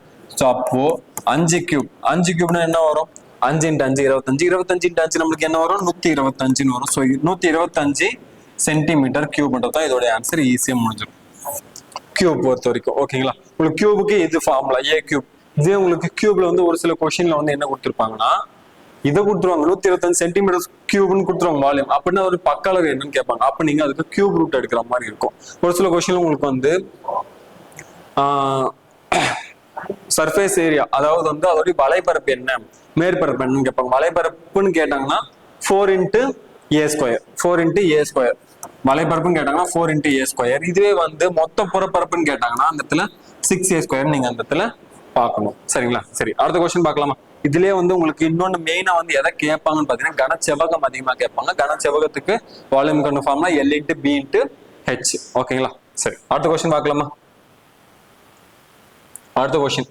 ஓகே, உங்களுக்கு இது வரைக்கும் பார்த்த எல்லா கொஸ்டினுமே இது வரைக்கும் மாடல் கொஸ்டினுக்குள்ள கேட்ட கொஸ்டின் தான். பட் ஆனா இந்த கொஸ்டின் வந்து உங்களுக்கு ப்ரீவியஸ் இயர் கொஸ்டினுக்குள்ள ஒரு வாட்டி கேட்டிருக்காங்க. ஸோ அதனால சப்போஸ் கேட்டா என்ன பண்றது, அதனாலதான் இந்த கொஸ்டின் வந்து உங்களுக்காக நான் எடுத்து வந்து சால்வ் பண்றேன். என்ன கொஸ்டின்னா இது வந்து உங்களுக்கு நிகழ்த்தகவல் வந்து கேட்கிற ஒரு கொஸ்டின். ஒரு பகடை ஒரு முறை உருட்டப்படுகிறது. ஓகேவா? ஒரு பகடை ஒரு முறை உருட்டப்படுகிறது. ஒரே ஒரு பகடை தான். ஒரு இரட்டைப்படை எண் கிடைப்பதற்கான நிகழ்த்தகவல் என்ன? பகடைன்னா உங்களுக்கு தெரியல, டைஸ். ஓகேவா? டைஸ் இந்த பாக்ஸ் மாதிரி இருக்கும் பாத்தீங்களா, ஒண்ணு இந்த புள்ளி வச்சிருக்கும். இது மாதிரி ஒரு இது இருக்குன்னு இந்த பக்கம் ஒரு புள்ளி வச்சிருக்கோம். மேல வந்து 2 புள்ளி, கீழே வந்து 1 2 3 ஒரு புள்ளி, இங்க 4 புள்ளி, இங்க வந்து 1 2 3 4 5 புள்ளி, பின்னாடி வந்து ஒரு 6 புள்ளி. அத மாதிரி வந்து ஒரு டைஸ் இருக்குமா. சோ அந்த டைஸ் வந்து உருட்டும் போது வந்து என்ன சொல்லியிருக்காங்க? ஒரு இரட்டைப்படை எண் கிடைப்பதற்கான நிகழ்த்தகவல். அந்த டைஸ்ல எத்தனை இரட்டைப்படை எண் இருக்குது? 2ன்னு இருக்குமா? 4ன்னு இருக்கும், 6ன்னு இருக்கு. இது எல்லாமே இரட்டைப்படை. அப்போ மொத்தமா எத்தனை நம்பர் இருக்கு? 3 நம்பர் இருக்கு. அந்த டைஸ்ல டோட்டலா எத்தனை நம்பர் இருக்கு? 6 நம்பர் இருக்கு. ஸோ இதுதான் வந்து அவங்க சொல்றது. நிகழ்தகவுனா ப்ராபபிலிட்டி, ப்ராபபிளி அப்படின்னு சொல்லுவாங்கல்ல, எத்தனை வாய்ப்பு இருக்கும் அப்படின்னு பார்த்தோம்னா, இதை நம்ம சுருக்கிட்டோம்னா என்ன ஆகும்? 1/2. அப்போ 1/2 சான்ஸ் நம்மளுக்கு இருக்குது. ஓகேவா? 2 வாட்டி உருட்டணும்னா ஒரு வாட்டி நம்மளுக்கு ரெட்டை பண்ணி எண் கிடைக்கிறதுக்கான வாய்ப்பு இருக்குது அப்படின்றத சொல்றாங்க. இது அவ்வளவுதான். ஓகேங்களா? சரி, அடுத்த கொஸ்டின் பார்க்கலாமா? அடுத்த கொஸ்டின் பாருங்க. ஒரு பையில் 3 சிவப்பு பந்துகளும் 5 நீல பந்துகளும் உள்ளன. அதிலிருந்து ஒரு பந்து தோராயமாக எடுக்கப்படுகிறது. ஒரு சிவப்பு பந்து கிடைப்பதற்கான நிகழ்தகவு என்ன? சோ இது மாதிரி கொஸ்டின்ல சிவப்பு பந்து எத்தனை தெரிஞ்சிருச்சா நம்மளுக்கு? எத்தனை சிவப்பு பந்து? 3 சிவப்பு பந்து இருக்குது. ஓகேவா? டோட்டலா எத்தனை பால்ஸ் இருக்குது? டோட்டலா 8 பால்ஸ் இருக்கு. அப்ப 8ல 3 பால்ஸ் தான் வந்து சிவப்பு பந்து. அப்ப இதுதான் ப்ராபபிலிட்டி, முடிஞ்சிச்சு. அவ்வளவுதான். அப்ப 3/8 தான் ப்ராபபிலிட்டி. மொத்தமா 8 பால் இருக்குது. நான் கையை விட்டு எடுக்கும் போது எனக்கு வந்து ஒரு பால் வந்து ரெட் கலர் பாலா இருக்கணும். அது வந்து அப்ப அந்த 3 பால்ல ஏதோ ஒரு பால் தான் நான் எடுக்க போறேன். அப்ப 8ல 3. ஓகேவா? 8ல 3 தான் வந்து நம்மளுக்கு அதுக்கான ப்ராபபிலிட்டியா இருக்க போகுது. ஓகேவா? அந்த 3 பால் தவிர்த்து வேற என்ன ரெட் பால் இருக்க போதா? இல்ல. அந்த 8 பால்ல 3 பால்ன்றது தான் அந்த இதில் நம்மளுக்கு ப்ராபபிலிட்டியா இருக்கும். ஓகேங்களா? சரி, இதோட வந்து இந்த செஷன் வந்து முடிஞ்சிருச்சு. ஓகேங்களா? உங்களுக்கு ஒரு 50 கொஸ்டின், டாப் 50 கொஸ்டின் பார்த்துட்டோம். இதே மாதிரி உங்களுக்கு இன்னும் கொஸ்டின் வேணும், ஓகேங்களா, ஒரு ரிவிஷன் பண்ணதுக்கு யூஸ்ஃபுல்லா இருக்கும்ல, இதே மாதிரி உங்களுக்கு வேணும்னா நீங்க கமெண்ட் பண்ணுங்க. நான் இதே மாதிரி இன்னும் வேற டைப்ல, ஓகேவா, இன்னும் வேற டைப்ல கொண்டு வந்து இன்னும் வந்து நல்ல டீடைலா எக்ஸ்பிளைன் பண்ணி பார்க்கலாம். சரிங்களா? தேங்க்யூ.